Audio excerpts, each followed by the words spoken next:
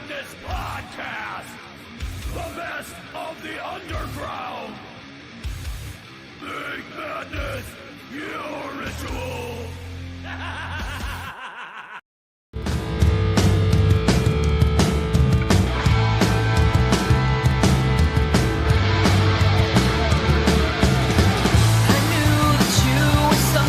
Different when I walked in and you skinned me with your eyes.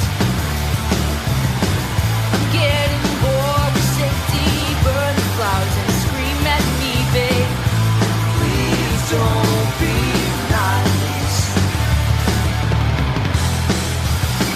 I'm in the mood to kill the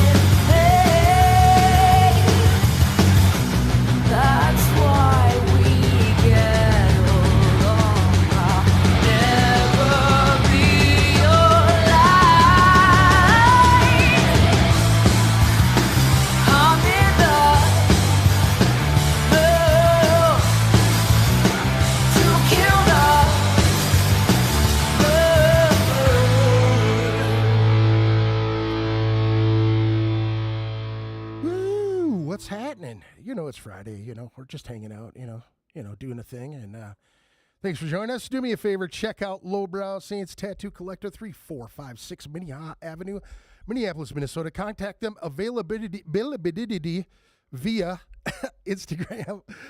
Check with them, guys. They just opened a new spot. Fantastic little spot. Actually, you know what? I've got it pulled up. I'm going to show you real quick. Right there. There's the spot. Got lots of flash there he's showing you on the screen there, which is always awesome. So go check out Jason and the guys at Lowbrow Saints Tattoo Collective. I appreciate you. If you're looking for some pointed guitars, the Shred Den right down the corner here from the studio, Monday through Friday, 5 p.m. to 8 p.m., Saturday, 11 a.m. to 5 p.m., 9100 85th Avenue North, Suite 100, Brooklyn Park, Minnesota, 763-350-2191, Facebook, YouTube, Instagram, the Ticker Talkers, and www.theshredden.net. If you're looking for some designs, Narwhal Design Solutions, Justin Boney is the person to do it. Facebook, Instagram, the World Wide Web, Narwhal Design Solutions. I'm trying to go too fast. I'm going to get tied up there. I know it. Justin Boney at gmail.com. He's done all kinds of fantastic designs for so many folks in the Twin Cities. Look him up. It's going to be good times here. Tonight we got the Closed City Terror. How you guys doing tonight? Well, hold on. Wait. There we go. Try again. How you doing? Good. There we go. Amazing. There you are. Cool. Let me make sure that I got. Can you guys hear yourselves okay? Oh, yes. All right, I'll make Yeah. sure I get you guys cranked up a little bit here. What's good? How was your week? We're Friday. You guys made it through the fucking week. You didn't get shot or ran over by anybody, right? No, not this week. Did you protest anything? Toast. I mean, Yeah. Lots of toast. I did have toast today. There you go. Does that count? Anything good on the toast? Avocado. There you go. Tomato, egg, I mean that's balsamic vinegar. that's a meal right there. That's basically a sandwich, right? Is that, there. so was that lunch or dinner? Or That was breakfast. breakfast. That's the way to start the day off right there. What kind of vinegar did you put on there? Balsamic. Balsamic. Oh, yeah. Balsamic. What exactly is balsamic vinegar? It's Not grapes, right? sure. Isn't it? Like Oh fermented yes. grapes. When I looked at the ingredients, it just says like grapes and something. That's why it's sweet. berry. It's bomb.com.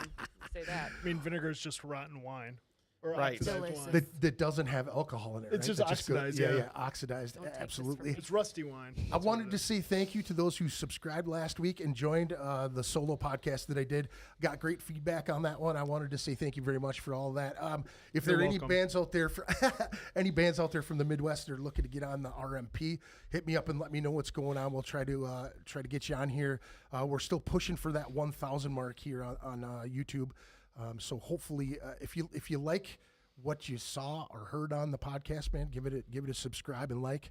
Why don't we go around the table? Tell me who you are and what you do in the band. Start on any side.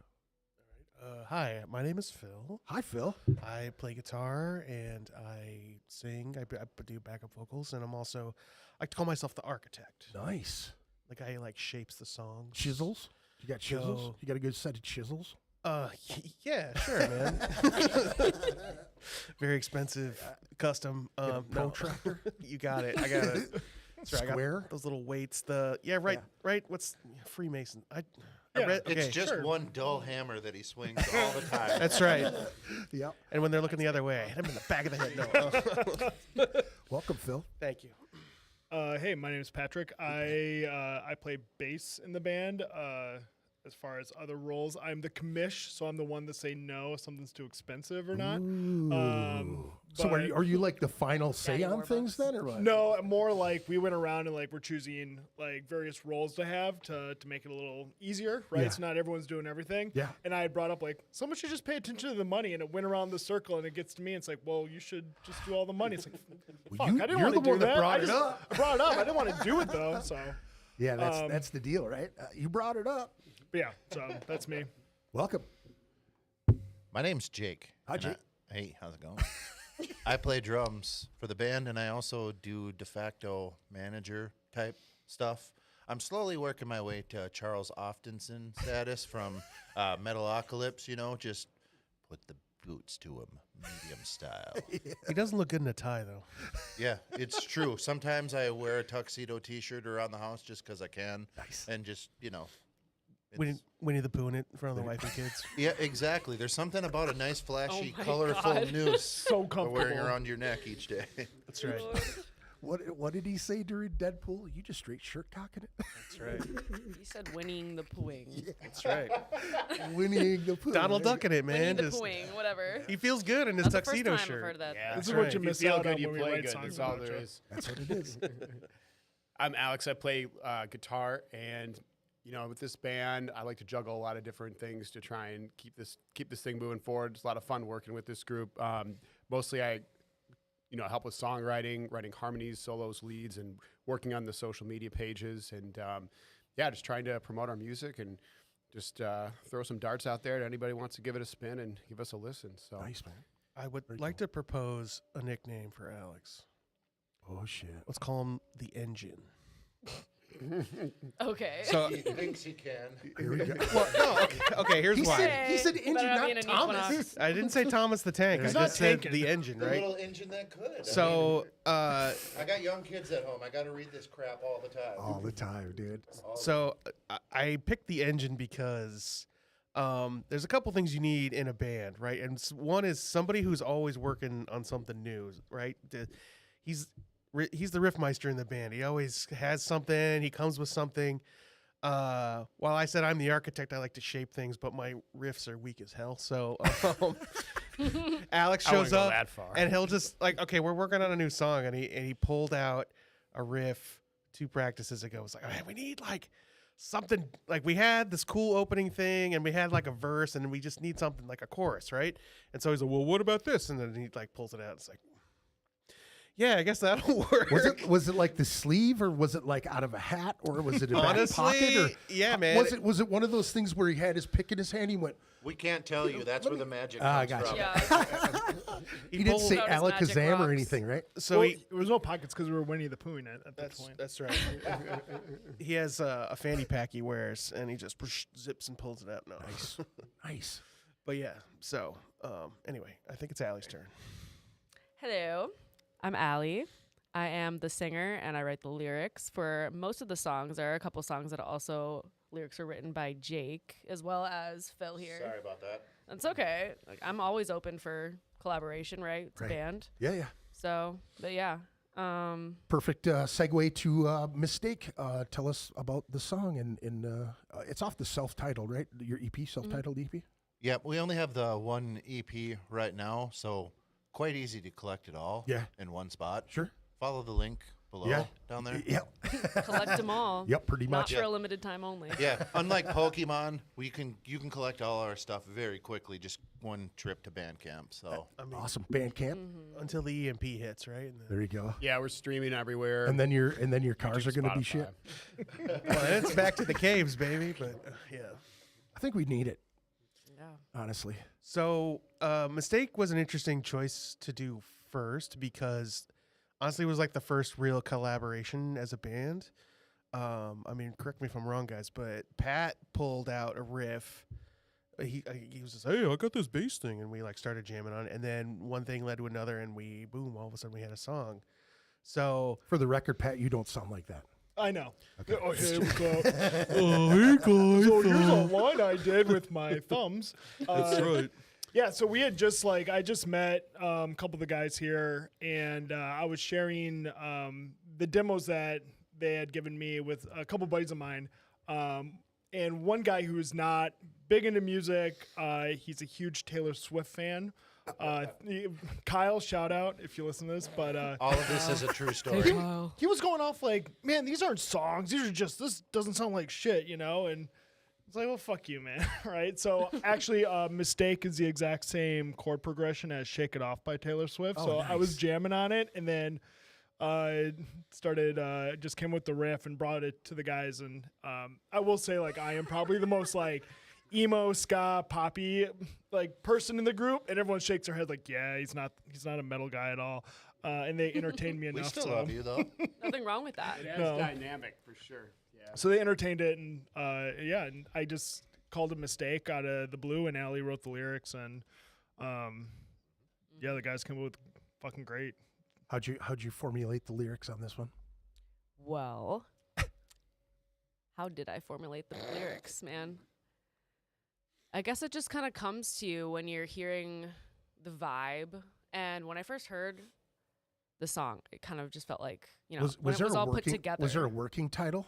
It No, was I I think actually it a was just mistake. called Mistake. Mistake. We That do was have working working title. titles for almost every song that is very different from what you see on the record. Yeah, but that was cut and dry. yeah, that one was just 90% of what you hear was that practice, really. Yeah. Gotcha. I think I made a mistake, and I'm like, I don't know, mistake. Like, I'm pretty sure I was playing it. I'm like, what was the lick again? And that's how it came out. Yeah, so that kind of inspired me to like, okay, what does this song remind me of? And in my mind, it just kind of like, I don't know, I got like Hole vibes, like no tea, no shade. Instead I of love half Hole, vibes. Right. but shut up, like Hole, like HOLE. Yeah. So because it's like pretty grungy and just like, okay, Mistake. and like what can I make out of this, and what can I feel from what I'm hearing here. And I guess the way I interpreted it was kind of like being with kind of like a toxic relationship, but having to work through that. And even though you know it's a mistake, you're stuck in it. Right. And yeah, that's pretty much kind So of how it so is. when do you write your lyrics? Do you start them in the studio, or do you like take a recording of what you guys have done and take it at home, or kind of all of it, or? A lot of the times it's like they'll have their instrumental kind of writing sessions and they'll put together a full song, and that's a whole process in itself, right? And then they'll come up with like a final draft of like what this song should be completed as a instrumental version of this. Sure. And then I usually like to work by myself to write the lyrics, because I mean I like to get a melody going first, and of course that's something you kind of have to do on your own, because I'm not just gonna be like na na na na na like in band practices. But yeah, so I kind of just like, I like to play around and just, you know, see what works and see what doesn't, and I don't want to always go with like the first thing that comes to my mind. Mm-hmm. So I like to just, you know. So like, Sometimes I'll use let me ask you this. So like, okay, so if you're in the studio and they're now, do you write with, do you sit with them and listen to what they're writing and they're doodling around with? Yeah. Now, do you extend parts, or do you wait until they have like a final draft of it and then throw all the lyrics to it there, or do you try to piece it together, Sometimes or get your time frames? it's a little bit of like both sometimes, because as they're working through it, they'll still have like recordings of like, this is what we have so far.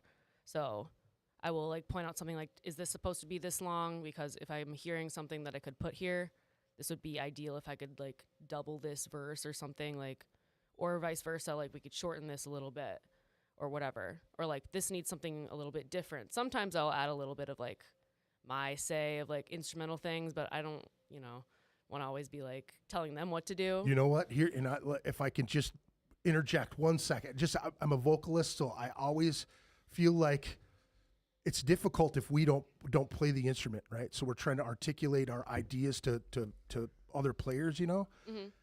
I love it when musicians are so open to that. Like, oh yeah, for sure, man, you got to have that, you know, get the ideas out. But those ones that come off right away, you know what I mean? Those ones that you feel. And sometimes when you feel like, maybe I don't want to interject your idea in that thing, they can hide behind their instruments. You can't. So if you feel it, and you seriously feel it, and you're like, fuck, I really feel that right there. You know what I'm saying? Yeah. You got to tell them, because that's what I always try to tell the dudes. I'm like, yeah, you can play that riff a million times or throw 3 million riffs in there. But if I'm like, oh, here we go, and I'm, you know, getting the pit going, if you're going, you know what I mean, a million times over and not letting it just throw down. Yeah. You know what I mean? Yeah, definitely. And like, that's my whole thing is like, if I am in the room with them and they're writing, I do feel kind of like, okay, I'm on the outside of this kind of in a way where like, I can have this like fresh set of ears where I'm not super in the music. I can be more objective, even though I am in part of the band, but you know, I can see it more from like a bird's eye view and be like, okay, so far this is what the structure sounds like and what sounds like what's missing here. Like, you know, maybe this part's a little redundant. Maybe this part needs a little bit more contrast or something else in there that's just like to like make it stand out a bit more or like move into a different direction. Right. So Right. I will put some input on that, but I'm not a fan of telling people what to do. I will No, say that. totally. I totally get that. I always looked at it like this, like the guys in the band who play the instruments have taken so much damn time, you know, lock yourself in a closet or, you know, in a drum studio and playing and annoying the shit out of your parents, you know, and everything like that to get to your point. So it's so difficult. But as a vocalist, as someone who, you know what I mean? When I look at what I was bringing to the music that I was being a part of, was the fact that thing itself is that I was training my ears to hear every single piece of it. You know what I mean? Stepping back and going, all right, I'm the one standing in the crowd going, what is going to make me go crazy? Yeah, exactly. Yeah. Yeah, and that's another thing with like lyrics as well. Is like I don't want to write just like basic lyrics that are just like you could hear this from a Taylor Swift song. Like, you know, you kind of want to stand out more. And I'm not saying like anything bad about like taking that riff Shout or out anything. Kyle. I like that like you rewrote that to make it like your own and like Yeah. for us and like to kind of in a way like no offense Kyle but like be like hey look this Make it is cooler. the same fucking song and it's better. Let's just shit on Kyle for a while. Shout out to His Kyle. name Yeah. is Kyle. His parents Go got punch. us for it. Go punch some drywall, Kyle. No, but yeah. So I will say when we write like a song and then Allie comes in with vocals, it always changes the song. Like it always is like, how did she fucking hear this? How did she come up with these lyrics and this harmony or melody or whatever? And she just like rolls up in. It makes me go, well, I'm gonna change my bass line to match her a bit. And it's happened to several times in a couple of our songs. And we'll like even add and mold around where she wants to sing. So I think that's when you know when you're onto something cool. yeah, for You sure. know what I mean? Like it is just it gels like that, and you just feel so fantastic when it happens. You know, I always wondered whether or not the guys in my band ever did that. Like, oh man, he really made that sound cool. They were Yeah. always like, you know, Honestly, like it's cool. when we get to that point Yeah. as a band, I always mess up when we start playing because all of a sudden the vocals and the lyrics are in, and you've been playing the song with the other three dudes. You want to hear what else you is know, going on. all of a sudden it's like, well, shit, this sounds pretty cool. And all right, I'm listening to the lyrics like, I was supposed to play a drum fill about Yeah. 4 measures ago. We're supposed to have been like halfway through the chorus now, and Yep. I'm totally wrecking this and glad we're recording every minute of it. Yeah. But it sounds cool. So It's I always mean, great after practice when they go, what did you say there, dude? Because that's really cool the way you come in with that groove. And it's Yeah. like, Yeah. Oh, yeah. I base so many different cues on when to change songs now based on whatever her lyrics Yeah. are. So if we're playing a show and I can't hear her, I'm in a lot of trouble. yeah. Yeah. All of us really. That's why I'm like, I like good sound guys. Like, right. you know, I mean, who doesn't, right? Obviously, you want to hear yourself. Everybody wants to hear themselves, but With especially the in like songwriting, local too. venues, it's hard. With songwriting too, it's like this thing's it's a moving target until we get everybody's input on it. That's somehow the best songs are written. Like you can have an idea for a drum fill, have an idea for a breakdown or a riff. When you get a different perspective in the room, though, which is great with Allie like joining our songwriting sessions and having input, it's kind of a dynamic effort with us 5 at the end of the day. It's pretty sweet when like some ideas come up you haven't thought about, and then you see it play out in real time once you take that idea and give it a go. And it's just I think, I can't speak for all bands, but I feel like a lot of bands, especially in our case, when you get a bunch of different perspectives, sometimes it gets a little chaotic, but at the end of the day, sometimes the best songs that bands write and that we've written have been kind of the messiest in the process. Turns out to be some of our favorites when it's all done. For sure. Yeah. Pretty And- catastrophic. Catastrophic. Yep. Yeah. I've also really enjoyed her attending the writing sessions because as the drummer, it gives you somebody to talk to while all the strings are doing their Yeah. Yeah. Yeah. It's like, oh, well, let's do that 7 times, and then let's do a wiggly wiggly wah, Yeah, yeah, wah, yeah. and then let's go back to that other part, and that just all sounds gibberish to me. So it's nice to have the hey, so how's your day today? Yeah. Kind of thing, like Yeah, Beavis yeah. and Butthead used to do whenever they're watching a terrible video. Right. It's like, hey, how's your day? How Yeah. going? So this is a common question that I like to ask all the bands that come in here, and it's something that really inspires me. Since I was a kid, man, it's something that I really love to hear about where people come from. I love to hear about what your musical journey was. So my question is, what was going on in your household as a kid? What was mom and dad listening to? What was your brothers and sisters listening to? What kind of shaped you to where you are right now? What kind Somebody of else go first on this one. I'll go first. I really love clearly I'm in a band, so I love music. But What? but growing up in my house, my parents' taste in music was like my dad was really like into Gordon Lightfoot. He when I was let's see how I don't know. It was 1990. He bought like, in the first year the Mazda Miata came out. Yeah, he bought one, right? And it's like silver soft top, right? And we'd be like we're driving around. He had like a Beach Boys like greatest hits tape, that Gordon Lightfoot, what else? Peter, Paul, and Mary, right? Like that kind of stuff. My mom was more hippie-ish, I guess, but a lot of like top 40 and stuff at the time. I was born in '83, right? There's a picture of me like as a infant with like headphones on, clearly listening to something. Were they massive ones with volume No, knobs on them and it shit? was like a Walkman. It was like those, Oh, with the gotcha, orange gotcha. ones, right? Yeah. So that, and then I guess I had my rock and roll awakening in middle school.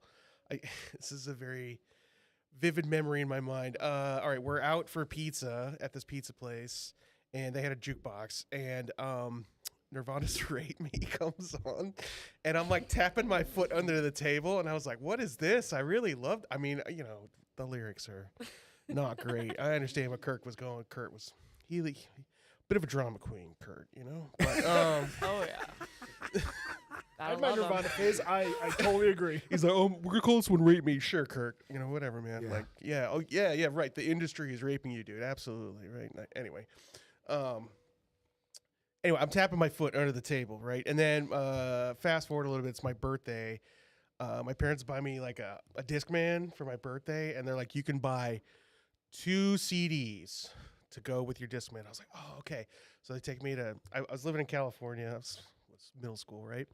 Go to Tower Records, and they so it was like, which way, Western Man? They had the Les Miserables double soundtrack, the cast recording, or I picked In Utero and the Mask soundtrack. The Mask, like Jim Carrey's okay, Man. gotcha, Yeah, gotcha. Hell yeah. I really like. Was that a good soundtrack? I was really into Cuban Pete. I don't know, man. I was like 12. Oh, something there like you that, go. There know? you go. All right, I got you. Like, well, I think En Vogue's on it. I don't, man. There's a lot. That was like around when the swing revival was happening, Yeah, right? yeah. Oh, So, yeah. so like, yeah, what Royal Crown Review and stuff like that. That Anyway. movie holds up too, by the way. I love that movie. It It's holds, still I just watched it. fantastic. It holds up. Anyway, so that was kind of my. So I had In Utero, and I had those, and then that's when I got into rock. Prime time, right? I mean, grunge was big, and then the shift into new metal, right? When I got into metal was through Metallica. Now everybody's gonna clown on me, but Load was my entry point for Metallica, right? Okay. And that it was perfect, right? It's like it's heavy rock, heavy riffs. That was really what I was into. And they kind of got there. And then it wasn't until later when I kind of discovered their back catalog, right? Like, distinctly remember listening. Then we moved to Virginia. That was Wait, you got to back up a second Sure, because man. you just jumped all over the place there. Yeah. So Metallica, Load, and then you went to their back catalog. Where did you go after that first Load record? Which one did you go? Did you go to Black Album or did you go further back than that? I'm always curious. So I think it was Black because that's the thing, right? Like again, at the tender age of like 13 or 14 or whatever, when that right when Until It Sleeps came out, that like, whoa, this is cool, right? Yeah. And anyway, it wasn't until I moved to Virginia, and my friend who lived down the street from me, he got the Black Album, and he just played that thing like all the time, and that's when I was like, okay. Yeah. Then he got like, the Year and a Half in the Life of Metallica, like on VHS. We'd watch it in his basement. So we like got all into it, and then he got Injustice for All, or we might have heard one on the radio or something. We're like, whoa, that's Metallica, and he got it, and I remember listening to it in his room, like playing it on a loop, like. And, Great album. just like, this rules, this is awesome. And, then we had guitars. And so we're like, oh, and he had a better ear for like picking out things than I did. So I think he figured out like the beginning of the fast part in one, right? Right. Like, it's just chugging on the low E really fast. And it's like, oh, I can do, and we like, anyway, stuff like that. we had a Metallica. Okay. I was like this 5th member of a Metallica cover band that would play in my friend's basement. Yeah, like they had their core unit, but then there was always one guy who was like away or busy or just was fucked up. So I'd hop in. I remember like it was like really we were playing at like 12:30 in the morning in my friend's basement, playing Whiskey in the Jar, the Metallica version. It's just like we are killing it. We are doing great. I'm sure we sounded awful, but it was fun. It was fun. I know, man, all over the place. So yeah, I mean, pretty much Metallica was my entry point. Then I started getting into all the rest. I mean, my cousin, rest in peace. He turned me on to Iron Maiden and Judas Priest, and I was like, oh, these are cool. And then I found. I love to hear when people go backwards. You know what I mean? Yeah. Well, it wasn't. I don't know. I didn't really go forwards until I was older, right? It was kind of like once I hit Metallica, like that was all metal for me, was like Metallica. Yeah. And then eventually, again, getting into Judas Priest, Iron Maiden, right? And going like, whoa, these are really cool, right? Like my cousin had a Deicide CD, but I was like afraid of it. So I was really young. It's, you know, it was really the crazy stuff on the cover, right? And I just remember I was like, what is this? And then just like, oh yeah, man, it's really nasty. It's really sick stuff. And he must have got it from somebody else, but we didn't listen. I was like a lot younger then, but yeah. And then, just kind of heading backwards, right? Black Sabbath. And then going forwards. I mean, it's like new metal, you know, of course, like System and, I mean, Korn, of course, like it's Korn more like because it was annoying. People hated it. Yeah. I never understood that either. Like I always loved those guys. I thought they were fucking That first awesome. album was amazing. Thank you. Yeah, the first few albums were amazing. First Thank four, you. really. Yeah. Issues was the last big one for me. Yeah, but me too. Yeah. So, Yeah. that was more. I kind of got into Life is Peachy, and it was right before, whatever Father Leader came out. So there was like kind of a push, sort of starting like on MTV and stuff, right? Yeah. Like Adidas came out, R.I.P. to right? fucking MTV. That's I know, right? I mean, when they played videos. That's like a long time ago. Carson Daly, Total Yeah. Request Live. Right. That's there you go. Yeah. And then so that, I mean, I never really got into Limp Bizkit either, but Korn was cool. Like I really got into System. You know, I don't know names, like a more esoteric new metal, like, you know, Orgy, right? Like that Family Values. Right. You remember that first oh, yeah. comp CD Yeah. Oh, yeah. that came out? Oh, yeah. And it had Incubus on there, right? Yep. And we really got into Incubus. That was before Make Yourself came out, right? And we were like all over, like, these guys rule. And then they like started, the Science album. yeah, the Science album Yeah. is That was pretty a good one. pretty tasty, right? And then Even before that, they were killer. so another interesting thing happened where when you find out about a band kind of before everybody else does, right? Yeah. And then they blow up. Yeah. And You're so cool. but then I start to hate them. It's like, oh, everybody's into Dude, them now. And now I'll use this as an example. Yeah. I love to hear the Metallica like key point. You know what I'm saying? Like, oh yeah, I got into Metallica. Now Load I wasn't expecting Load. Yeah. But when you went back to the Black Album, that is the key point for so many people that I talk to. Say that is the album that I hated the most because I played football, but I also hung out with a lot of metalheads and punk rockers and shit. So I was on the scratchy side more than the polished side when it came to hanging out with the jocks, right? Well, they hated metal. And they didn't want to hear any of that shit. They wanted to hear pop music. You know what I'm saying? So being a defensive man and being a fucking maniac, I would be like, this is what we're listening to. You know what I mean? And they hated it. They hated it. But when the Black Album came out and it just blew up, when they came to town, it was Metallica on the Black Album, Danzig, and fucking Suicidal Tendencies at Float Right Park. It was an amazing show. But imagine being there. Not, I'm wearing like a Slayer shirt or a Death shirt or a Pestilence shirt or some shit. And I'm there and I see every fucking jock that I went to school with go, yeah, dude, this is what I was waiting for. Waiting for since when, motherfucker? Because you were telling me to turn that shit off years ago. You know what I mean? Like, get the hell out of here, So it was one of those things where like the Black Album is the point where you're like, Metallica's good no matter what. I just love it. It's just one of those points where people either go forward with it or they go backwards with it, and you can tell what type of person they are. Totally joking there. Yeah. Did you want to continue or did you want to pass it? Whatever, All man. right.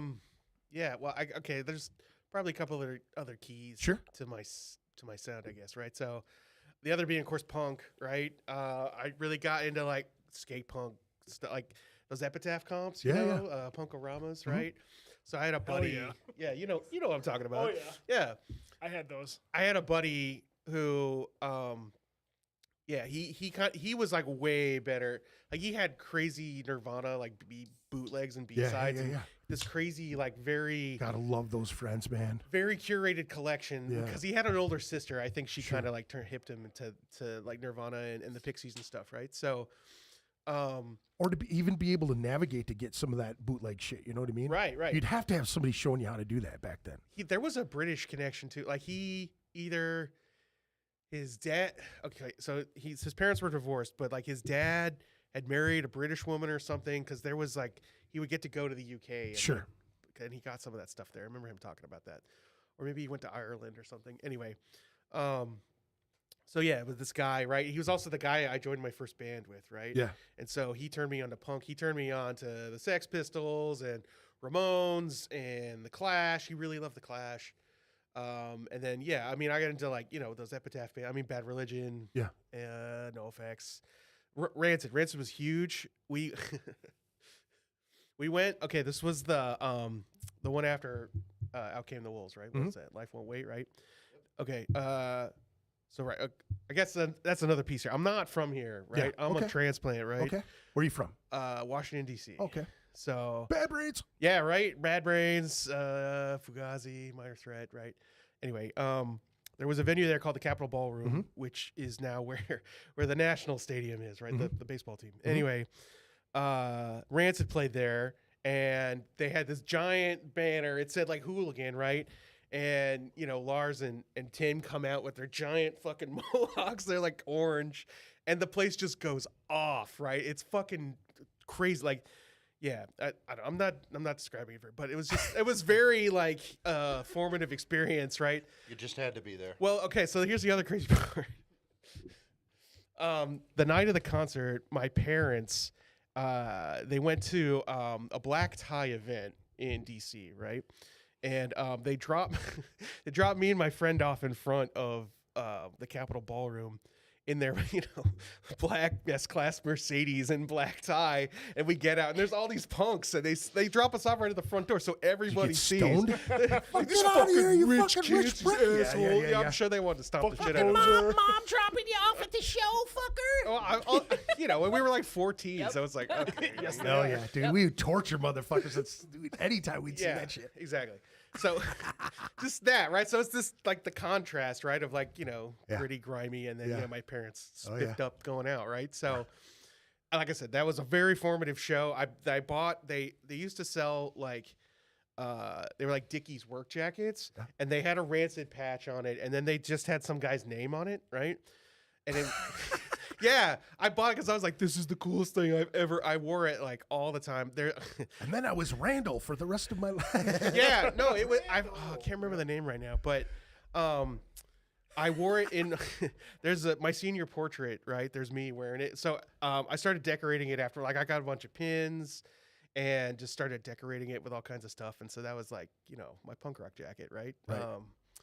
Yeah, so I got into that, got into punk, then of course, Radiohead too, right, was a big, OK Computer came out, right, and also Foo Fighters' Color and the Shape, another sort of seminal record for me.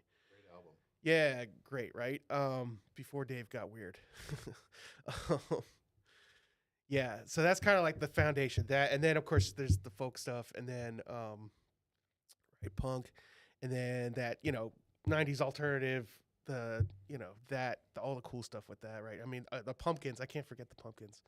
Huge Pumpkins head, Siamese Dream, like that was my ideal guitar tone for 20 years, trying to get that thing, and then like reading about it and realize, it took a lot of work to get that mayonnaise tone, right? So I bought a Strat because Billy had a Strat. Is that way to play now? No, that's the backup.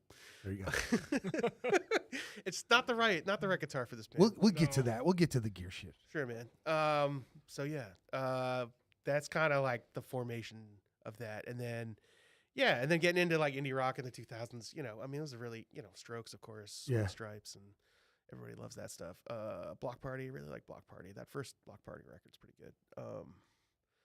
And then like dance punk, I don't know if that hit here, but that was a real big thing back east. Like, you've heard of the Rapture or like LCD Sound System kind of came out of that, but there was or the Faint. Well, the Faint's from here. Well, they're from Omaha, right? The Faint. You guys know about the Faint? That's not here. No, I know that's not. It is here for me. It's the Midwest. It's Hell No, flyover country. it's not, brother. It's not. You definitely are from somewhere else because Omaha sucks balls. Omaha is one of the flattest, shittiest places to ever play. That's the entire state of Nebraska. No, right you know what? And I don't know if it's changed. I haven't been down there in probably 25 years. I don't think any mountains grow. No, man, it's just As of the 10 years ago, they don't the even have lamest hills. lamest drive ever. It is so It's the flattest. It's Smells like cow shit. yeah. You It's good blink stuff. all the Omaha. time, hoping you'll miss it. How dare you compare us to Omaha? God, So, I want I to guess punch myself in the face for that one. Another Omaha shout out. We got Pat with the cursive koozie right here. Yeah, getting into that that.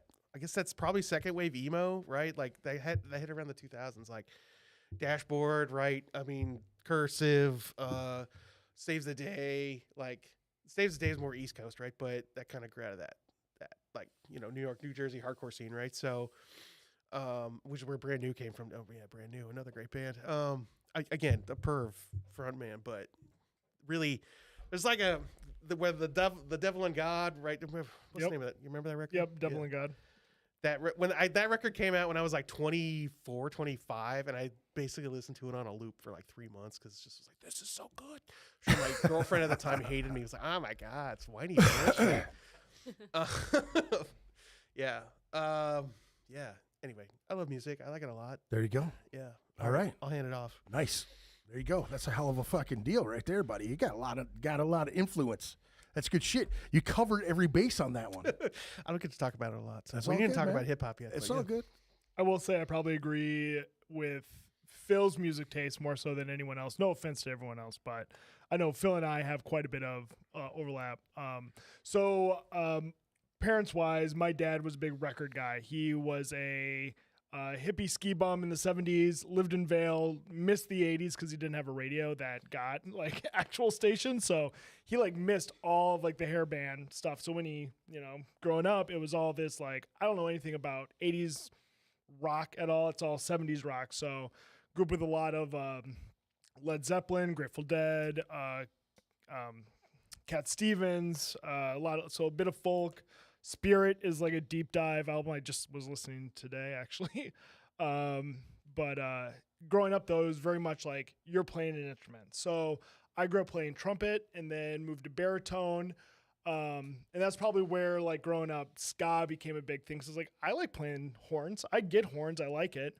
And I will say Tony Hawk, that video game, Tony Hawk 1, absolutely is my music taste. Like it defined who I am as a person. I still listen to that. Just because, I mean, it had Every one of those Tony Hawks had great soundtracks. great fucking songs. And It didn't matter. There were times where I would stop it just to look up the songs to find the band's albums. You know what I mean? Yep. It's like, oh, I haven't heard that. That's really cool. Some deep tracks, deep Yeah, cuts on there too. For sure, good man. bands. Yeah. Oh yeah, for sure. So I mean that was a big part, and honest to God, I feel like kind of going through what Phil said, it was very similar. Like, I remember discovering Nirvana and being like, oh my God, I've never been so sad in my entire life. Like I've never, this is totally me. And then Limp Bizkit, like, yeah, I fucking hate everything, right? Right. I'm a 15-year-old, Right. 14-year-old kid.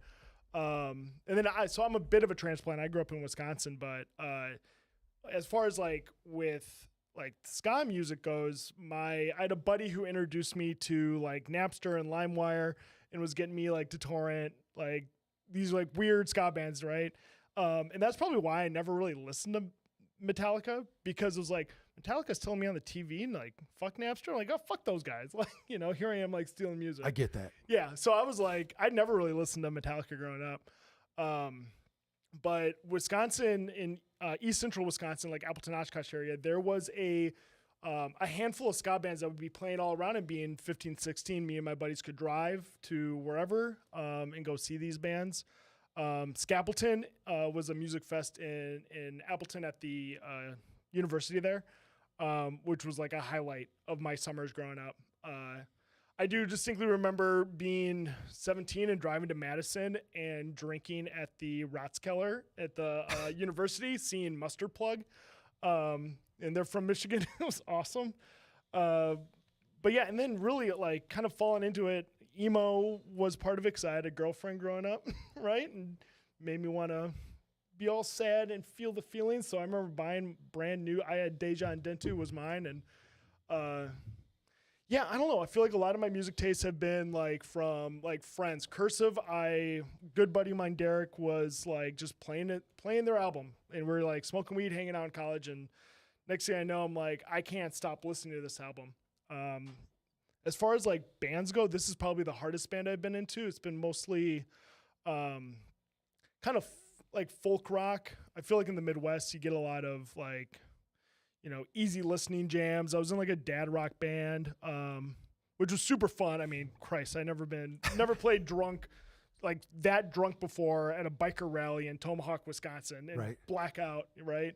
But playing these like 1960s, Mustang 145, Yeah. just it's the Yeah. same shit in different random order, and it's like I don't know what we're doing, but I'm hammered, and I'm like half their age, right? And then I was in a pretty good band that was very much like an alt country, which we fell into the issue of our singer falling into heroin, which was real tough. That one was really fun, and I mean the band was great. I still listen to our CD. I feel like that was such a great like moment, and I kind of fell off, and so I pick up the bass every once in a while, and just be jamming until I'm the one who like I didn't reach out, but I put out an ad to meet these guys. So nice. I've always been like looking and joining someone, and this one I was like, no, this is what I want. Yeah. This is what I'm looking for. Yeah. And that's how I got into the band, which was nice, because then I'm like picking and choosing who I'm responding to, right? Versus the other way around, like, hey, please let me play with you guys. Right. And so I feel like every band I've been in, every like close friends, exes have all like influenced what I listen to. I'm a big new music guy, so I constantly listen to the College Station. Like Gotcha. that's all I listen to when I'm driving, because I just want to hear new shit. Yeah. Like I just want to hear something new. I want to like rediscover that first time you hear a banger and you're like, oh my God, I want that on repeat. Have you had a chance to has there anything that sticks out to you? I think in the past couple years, the big bands that came to mind was Pup out of Canada. Okay. I don't know how to fucking describe them. It's new alt rock kind of vibe. They're noisy though. They do a lot of oohs and ahs. I'm a sucker for an ooh and an ah. Wait. I think I get Pup confused with Dive, maybe. No, they're not Dive. Yeah. One's like has kind of a shrieky vocalist. No, though. he's very melodic. I Okay. like pretty stuff. So, right. but yeah, they like. Sorry, I like bad about them at the same time, so I get them confused. But yeah, very like that was something I heard on the College Station like right on the onset of COVID, and like immediately that's like all I'm listening to. But yeah, I feel like I have a pretty eclectic taste in music, and oddly enough, like the two genres of bands that I've been in being like more country-ish and then now more metal are genres that I don't really listen to, but they're super fun, and these guys let me I mean, Jake here is just like, just do fucking, your ska scales or whatever over this, like, Take it for a walk. take it for a walk. Like, I don't know, bounce around and stuff. So it's very much, I can kind of do what I want, within reason. But, yeah. That's fantastic, man. That's very cool. It's a bit about me. Awesome. So, oh, and I will shout out another band that's been really big lately is Unknown Mortal Orchestra. Their song Honeybee is just like, What is it? What would you compare them to? I don't fucking know. Like new, light, I don't know, very melodic. I'm so bad at like, this is the genre. They're like, Categorizing this is the them, kind of music. I'm like, I don't know. I like it. Who do they remind you of? Yes. I don't know. I don't know. Like maybe See the band's name again? Unknown Mortal Orchestra. There you go. But Checks it yeah, out. I don't know. Go ahead, Jake. Okay. I mean, yeah, a lot of what Pat said. I always just tell him, just keep it bouncy. You don't have to be like Jaco or whatever, Right. and just completely reinvent the wheel. Play Yeah. what feels right. And unfortunately, like unlike the other two bandmates, my backstory is pretty damn lame. Actually, I'm a Minnesota boy, born and raised. Started Blaine, moved up north for a couple of years, made a whole bunch of bad decisions. Eventually made my way to St. Cloud and then Minneapolis. But honestly, I grew up on the classics quite a bit. So KQRS was a regular in the vehicle.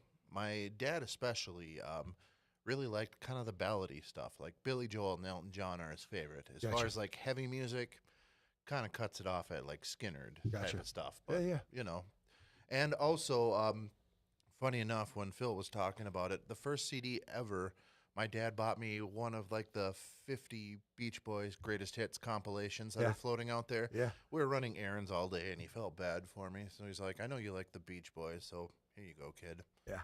Kind of thing. And, I just listened like most kids, whatever your parents have playing. Now, that's now just let what me ask you listen- this: since you guys both brought up the Beach Boys, Jan and Dean, did you guys get introduced to Jan and Dean at all? Dead Man's Curve. Like oh, that yeah. was the shit that the Beach Boys like redid a bunch of their shit. It was Yeah, really weird. Brian that, like, Wilson, yeah, basically that's- ghost wrote all their hits. yeah, it's crazy, dude. Like so many people who always will bring up the Beach Boys, they never heard of Jan and Dean. I'm like, what? No way, dude. I mean, they had a lot less hits than the Beach Boys yeah. did, but they had their little niche Yeah, back yeah. in the 60s with Yeah, the yeah. whole like California surf shit. Yeah, for sure. So, yeah, I mean, I listened to a lot of what my parents had, just kind Yeah. of that type of stuff, the occasional Van Halen or whatever KQRS had playing. But a lot of the music that shaped me just kind of came into my life by chance. Yeah. A friend of mine was back in the day how you'd record your favorite songs off the radio Yeah. onto a cassette kind Right. of thing. He just so happened to have recorded a song called Smells Like Teen Spirit. Right. And I remember hearing that for the first time. Didn't know what it was. I mean, it's just on some unmarked cassette tape. It's like 11 minutes into it or whatever the counter thing Mm-hmm. said. I just remember hearing the drums for the first time and I was like, yeah, that's it. That's what I'm going to do. I'm going to be a drummer as soon as I possibly can. Just the way like it changed the dynamics. It starts out so just like plain Jane and then just back to which years later I I found know. out I'm playing it in my head right Yep. now. Just like years later, I found out Grohl actually stole that from some disco group Yeah. at the time. So Yeah, that yeah. was a straight up disco fill into a grunge song. And I mean, it took several years till I found out. I mean, it was just that song, like the vocals from the chorus when the lights out, it's less dangerous Yeah, yeah. hit. Oh, yeah. It's just like, I just remembered it being that song. Mhm. And I finally found it in like 5th or 6th grade. And I was able to get a couple of CDs Yeah. because I had good grades at the Yeah. time. And I grabbed them and I cleverly stuck it kind of in the middle of the stack. And it's like, so I thought this, and I showed them the Nevermind with the thumb strategically placed over the baby. And they're like, yeah, okay, this one seems all right. And it's just Nirvana's Nevermind. Oh my God, Right. dude. I mean, In Utero was the better album with the better songs and the cooler sound. Yeah. But Grohl's performance on that record, just perfect. Right. And just what a intro into just music in general. And then so started listening to that. Some alternative groups. I remember when Weezer's Blue album first came out. That was really cool. That's pretty epic. Oh yeah, I actually learned like the first 6 or 7 songs. I know on so the many drums. people that did. Just hit the play button. Just I knew so many death metal guys that were like, Weezer fucking rules, they're dude." great. I mean, that voice, Yeah. the guitars, and Yeah, the yeah, fact that he did half the guitar work like single takes in one It day. was the video that caught me, dude. When Oh. I said the fucking the what Buddy was it? Holly. Yeah. Dude, Happy the, Days, dude, yep. the Happy Days shit just had me rolling, man. I was like, yes, it was my childhood, dude. You Yeah. know, I'm like, this is great. Band just comes out of nowhere using some, it'd be Oh, like yeah. them taking Gilligan's Island and doing something with it. You know what I'm saying? Yeah, dude. I'd have been like super stoked on that shit. You know? So I mean, yeah, and so I started kind of developing my own taste with like the '90s indie rock, or definitely grunge. I remember when the Hype movie came out on VHS, where they're interviewing a very young Eddie Vedder and Yeah. stuff. And the first record that I actually bought, or CD, with my own money was 16 Stone by Bush, and I got it with the Sam Goody gift card from Christmas that year. Nice. And it's- Brother, that's really funny that you mentioned that album. That was one of those. Okay, I got my own bedroom, and I used to listen to my Discman at night Yeah. when I was going to bed. So and cool. When I got sick, I think I might have also bought 16 Stone with birthday money. And I would listen to that 6 months straight, just cover Yeah. to cover, like every night. That, and then I'd put on, or I'd listen to. They had Love Line. On the, on Dude, the I was radio listening to that station. all the time. So I'd like go back and forth. I'd play like Love Line Oh, on my. My I learned a Volor lot radio. of new things I shouldn't have on Love Line yeah. back But in the I'm, day. I'm going to break out more Bush riffs at practice then. If Yeah. Now I mean, that you know, 16 see, Stone, yeah. See, these Yep. stories And will then bring pull up other shit, dude. I remember what you said. Watch, Yeah, now we're dude. going to cover Machine Head or Glycerine or I something. mean, so. pick one, any one of Not those against singles. We'll do a metalcore version of Glycerine, and I'll just. There you go. Just blast through it. Yeah, just blasting on through it. So, yeah, I mean, that was the big thing there. And then, again, chance strikes. I was staying home alone for a summer and ran across Columbia House, of all things, where you buy 13 CDs for a penny, and then you have to buy, like, so many over a couple of years. Yeah. And 2 of the CDs that I ended up getting for free, or for a penny each, one was the Slipknot self-titled album, which I remember specifically, damn, that drummer is great. And this Corey fella has a really cool singing voice, but why is he always screaming so much? I was in 6th grade at the time, you know, kind of thing. So it's like, you have such a good voice. Why are you hiding it? And fast forward years later, he pretty much sings majority clean. But and then the other one was the System of a Down self-titled. Oh, yeah. And as soon as that opening with Sugar, I was like, oh, God, yeah. This album, you had to pry that shit That out was the of my first CD time player. that I actually looked up the word kombucha. What the fuck is that, dude? What kombucha mushroom people? What are you sitting man. around all day? What do they do? Who can believe you? Yeah. So, yeah, I mean, Mash 'em that up. one, you had to fucking just pry out of my CD player right there because, yeah, it would not leave my Walkman for a good 5 months kind of thing. And at the time, too, I was like crushing over this one chick that knew I existed, but, yeah, definitely hardcore friend zoned. Yeah. And she's like, yeah, try this band, Alkaline Trio. And I was like, okay. You know, listen to this song called Radio. Even learned the opening riff to try and impress this chick. And she's like, oh, I just love emo music. It's like, okay, cool. My brother ended up stealing that CD from me and became an emo kid, still is to this day, pushing 40. Me and your brother have very similar music Oh, tastes. God, yes. Oh, God, yes. I was waiting for the plot twist. Yeah, Oh, my yeah. brother became an emo guy and he stole that chick from me and he's married to her and he's got 4 kids today. No. And I hate Christmas. Your brother pulled a Johnny Ramone on you. Oh! No, man. So then that was kind of that and Bad Religion, another huge thing where one of the CDs I actually ended up paying full price for on the same Columbia House deal was their Stranger Than Fiction album because all 3 songs I downloaded from LimeWire were on that same album. Yep. And it's like, I already know these ones. And then, ironically, 2 of the 3 songs were my least favorite once I heard the entire album. I was just like, my God, dude. And then, like, No Effects, Rancid came in. I became a huge punk rocker and then also had my metal side. So that and then kind of like the lighter Simon and Garfunkel, Neil Young kind of thing. Right. But I always gravitated toward the heavy. Probably because my dad was so into like ballads and all the pretty stuff. So my music taste now, it's very eclectic. I mean, I've got everything from Slayer to Frank Sinatra, but I kind of go back and forth between punk and metal. It's kind of like a musical teeter-totter. Right. In a way, it's like, okay, what kind of mood am I in today? It's like, I hate the fucking government. I hate paying taxes. Let's put on some punk rock or, you know, I just haven't had brutality in a few days. And I just want to hear some grown man just going for an hour straight kind of thing. And stare at album covers like Cannibal Corpse kind of thing. Just stuff like that. So, yeah, I mean, I'm all over the place. And I stuck with the drums because dabbled in guitar and bass. And I do submit riffs now and again to get us to play as a group. They even like a couple of them, which is always a plus. Hell yeah. Because the old joke, what did the drummer say before he got kicked out? Hey, guys, I got a song we should play kind of thing. Right. So, yeah, I mean, all of that back and forth. But I noticed very early on that if I stuck with the drums and can play to a click track, I can pretty much choose whatever band I want to be a part Yeah, of. dude, you pretty much could spit out the window and hit a band right now if you wanted to. There's so many people looking for drummers right now. I know we were talking about Ghost Made Cellophane. That's a band that's looking for one. Protolith is another band looking I've for a actually drummer. talked to the Nameless Ghoul or whatever about stuff and like jamming and everything. Well, unfortunately, our schedules didn't match. But, yeah, I mean, Ghost Band. I mean, if you're watching, hit us up. Let's do a show. Yeah, they're awesome. John They're tried good to stuff. recruit him. Yep. They're awesome. How about you, sir?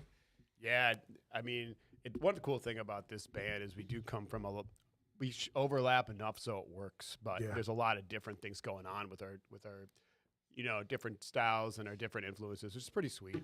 And yeah, you know, personally for me, like growing up, my parents were into kind of like the classic rock arena bands, just the Stones, Stones, Beatles, Zeppelin, those type of things, and kind of some of that more folksy Gordon Lightfoot type of stuff as well. So it was a little mix there. It's a but reoccurring theme it's around kind the of a table, reoccring man. theme. Well, just yeah. around the table, there's a lot of similar. I hear again what I love about hearing these stories is that you really suss out where people. You can hear their sound, and I could really hear the sound, man. I had a band three interviews ago that they brought up like big band drummers. Do you know what I mean? Like Gene Krupa. Krupa was one that came I've up, got a dude, and Krupa vinyl. I was like, holy shit, man! Nobody talks about that shit. So that's really cool. Yeah, I know it's interesting. I didn't expect all the overlap we'd have with that, but those bands are cool. I do love classic rock. I like a lot of those bands. At the end of the day, though, what kind of got me into the whole music scene, going back to junior high, and just some of my buddies had these burned CDs of it, and just hearing it on 93X back in the day, and just through magazines, media, just all these different places. The moment I heard new metal, fucking life changer, and I love that music. Still love that music. Love that music when it wasn't cool, like mid to late 2000s, back in like high school. I never understood that. What was the beef? I never understood. I that. never It's got like- it. I Fred never Durst got it. Honestly, was the beef. Well, you're right about that. I think it's because people think it's dumb people music, right? Because like, That could be. well, there part are of it. some Maybe 'cause he's like, stupidness as well, it's because like it's very groove based. Wait right? a second. Hold Yeah. on. Get to that, Mike. Did you just shit on scatting? Did you just shit on the scat? Did you? You're a just, singer and did you're you shitting. Were you making fun of Come that? on, Come that's- on now. Hell no. Okay. I wasn't sure because I was like, That was a loving okay, gesture. Okay. Yeah, Allie's Loving- That was a jab. fan. Hate That- fucking- It was a good jab. Then. She's Busting the balls. she's All right, conceited. She's a new metal fan. That's as awesome. Yeah. well. Good. Exactly. Her Yeah. good. I I was to like, be no, this you arrogant can't to do love that. them. Like, That's Hell awesome. yeah. All right. Cool. Embrace it. Yeah. No, yeah. but like going back to getting into that type of music, it was just, and this is, I'm going back to like being like 13, 14, like all those bands, and I kind of caught the tail end of it right when that style was changing, but Korn's, the early Slipknot first 2-3 albums, Mudvayne, all those bands were so fucking good. Linkin Park was just, I listened to the Hybrid 3 album so many times it broke, and Meteor. Love those bands. Static X, you mentioned them, you name dropped them earlier. Wisconsin Death Trip is just a highly underrated. shovel? Yeah. She's a loser. Yeah. Love that shit. Yeah, dude, that's it. It's so good. So that really kind of got me hook, line, and sinkered into heavy music, and from there, I'm kind of I'm more embarrassed to admit this, but back in the mid 2000s, loved a lot of radio rock too, just because it was kind of the thing people listened to. The Puddle of Mud, Seethers, Breaking Bench. I did like those bands. 3 Days Grace. I'm more embarrassed to admit that. Vent Sevenfold's amazing. And then as I got a little bit older and started playing guitar, realizing that like new metal's fun to play, but kind of when the style at the time, the metalcore bands became really popular. Yeah. Thinking like 04, 5, 6, 7, I'm a giant Killswitch fan. Don't say it. Love Don't them. say it. Avenged Sevenfold. I really got into metalcore, and to this day, I love new metal and metalcore, and really any heavy metal music. Sure. Punk was never my thing. I respect the genre a lot, and I dabble in a little bit, but I just never really was a huge fan of a lot of that scene. But I just something about and then going back to like Metallica and stuff. I got into them a little bit later.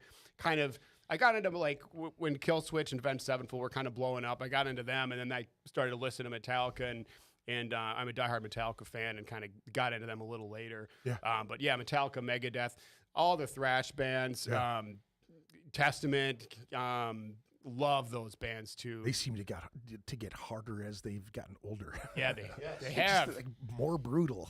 This have. last one is mean. This shit's mean. They should have been in the big four. Yeah, for Sorry, no disrespect to like Anthrax or.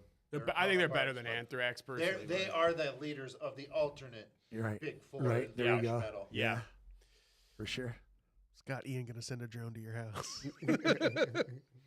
Just send Billy Milana to his house. Yeah, but just powerful fucking music. Yeah, I just love those bands to this day. So any metalcore and new metal, it's yeah. my thing for sure. Awesome, man. Awesome. How about you, young lady? Oh boy. Ah, I here don't we even go. know where to begin. I just, well, hearing like your background is very similar to mine too. I mean, I think we've talked about that when we like first met up. But yeah, definitely. Well, maybe not so much with the growing up in the music as you did in the house, but I grew up listening to a very different like array of different sounds. So like, I mean, my dad's always been like big into metal and rock and all that kind of stuff. Like his favorite bands were mostly like Black Sabbath and like Blue Oyster Cult, that kind of stuff. But also he was a big fan of like the Beatles and ABBA, so like Swedish pop electronic kind of stuff. Yep. Which I love ABBA so much. And I like pop, so I guess maybe it is also kind of a little bit different since I am kind of coming from like a little bit of a different generation. So, but I did love, like, I always felt like I was a little bit, I don't know, what's the word? I don't want to say like different or outcast, but like, you know, growing up in like 2000, well, I was in like middle school in like 2010. So when So, you like when you were younger and you were starting to acquire like your sense of taste for music, did you listen to did you do it a lot of discovery by yourself, or was it like with your friends together, like you're listening to stuff together or watching MTV, or was it more just, you know, you were doing it in your room, or you know, you had some It was freedom? kind of probably more like of an influenced way of learning different bands and stuff, because like I was a kid. I didn't really have like the power to go. I didn't have like the internet or anything until I was like 10 maybe. So, you know, and I know that's kind of weird because I'm 28. So you would think like, no, you're lying. You're fucking lying. No, like we didn't have internet until I was like 10 because we just didn't. So, but yeah. I mean, and you don't really need it until you're like 13 or 14, maybe. Exactly. You don't need it when you're 10. Right. I didn't have a Facebook until I was like 12. Wasn't that Guys, crazy? I didn't have it until I was 18. I We know. should give And infants got into iPads. college. I think I'm that's- I'm old enough to remember when you still needed a college email address to get join Facebook? Facebook. Oh, yeah. Oh kind my of God, thing. that. what? Yes, Yeah. I'll have memories pop up from like 19 years ago now, and it's Jeez. just like, man, That's insane. freshman year of I was so college, yeah. beautiful back then. What happened? Yeah. Oh my God. So let me ask you this: as you were, so what were the bands that that you found influence from as you were getting older? So I feel like kind of coming back to like, oh, how did I do my own self-discovery kind of thing, that kind of happened more in like middle school. And that was kind of my same kind of similar awakening thing, was like I discovered Nirvana, and that was like the band for me that kind of like changed everything. Like it was like, holy shit, now I'm going down this rabbit hole of all these amazing bands from the 90s. Which and I Nirvana just album became- was your breakthrough? Um, And why was I it think In Bleach? Utero. In Utero. She's old school. She's Bleach. I like Bleach, but no, I didn't get into that until later. Big Uncle but- Floyd fan, are you? Pink Floyd. Uncle Floyd. Oh, Uncle Floyd. Or no, Floyd the Barber, right? That's Floyd what the song Oh, it you is. mean- Yeah. That's Yeah. the song, yeah. That was the Yeah. song. I don't know, but yeah, but yeah. So I mean, both my parents had very eclectic tastes, but you know, I guess I kind of found my own style through just, I guess, thank you YouTube for bringing up random, like, you could like this, even though it was totally out of the blue. Like, there's so many bands that I loved that I feel like nobody heard of. Like one of my favorite people to this day, like still influencing me, is Todd Smith, Okay. which is like Dog Fashion Disco, Polka Dot Cadaver, anything that he does, El Creepo. And then going from there, that's kind of how I discovered like Mr. Bungle, Faith No More, anything like Mike Patton does is like, he's such a huge influence on me with like the vocals. Have you listened to Mike Patton's album when he did Italian pop songs? Yeah. That first track on that record is my favorite Mike Patton song ever. Shit. I kind of dived into it for like a day or two, and it just didn't I kind of never- catch my. Yeah, I never get past I was track kind of just 3. like, I always okay, started this off is after like that. still too new for me to me to like, you know. But like, I'll still always like, he's probably top, very iconic vocal Yeah. singer. Like for me, like that influenced me because he's just so all over the place. Like, so I love that. But kind of going back to like middle school, going from there, it was like grunge. Then I kind of went into like a punk thing, similar to like you. I was all over the place Who were in your that. bands? kind of like Black Flag, Minor Threat, Oh. Dead That's Kennedys, hardcore. Sex Yeah. Pistols, like classic pop punk. So like 77 Classic punk, punk, and then not pop. some like LA punk. Okay. Yeah, but I wasn't like one of the people that was like, okay, yep, I know all their names and I know every album and I know where they came from. Like, I wasn't a very like, I'm into all the lore and all that shit. So it's like when people be like, oh yeah, you know this, and I'm like, I like this song, like you know, like. And She's I'll a big just be TV like, party fan. It's what oh I yeah, really TV party tonight, bitch. what I love about metal is that you know people will strip your fucking patches off your vest if you can't.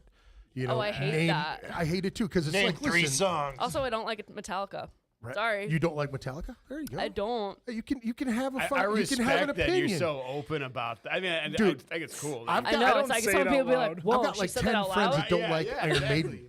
You know what I mean? That's sacrilege for most people. I work with a guy who hates Black Sabbath, like cannot stand. Damn. Is a guitar teacher, hates playing Iomi, Hey. like does not want to play it. Oh, he's like, I have to play it because I'm a guitar teacher, but I'm not a fan of Black Sabbath at all. And I'm like, you can probably just fuck off. Acceptance Fair is enough. the beginning step right there. Right. Yeah. I think Yeah, I think I just like, I don't know, maybe I missed the train. Maybe Sure. I'm too young. No. But like, I mean, my brother is obsessed with Metallica. Sure. He like went to their show in Chicago and it was like a 2-day show, 2 in a row, Right. 2 days in a row. And I'm just like, how do you do that for like 4 hours of your life? Sure. And I mean, well, every time they're in town. So let me ask you this. So as a vocalist, when was the first time that you realized that like, you know, you started wanting to sing, doing things like that? Like what inspired you to, I mean, Well, I mean, I actually started like, I played guitar too. So I started playing guitar since I was like 13. awesome. And so from there, I was like, I never really thought I was like any good. I just thought I was like, this is fun. Sure. I like doing this. But, you know, when people would say like, wow, holy fucking shit, like you're amazing. And I'd be like, oh, maybe they're right. You know, like it just takes like, honestly for me, it was like, it took like one person, that was my sister. Right.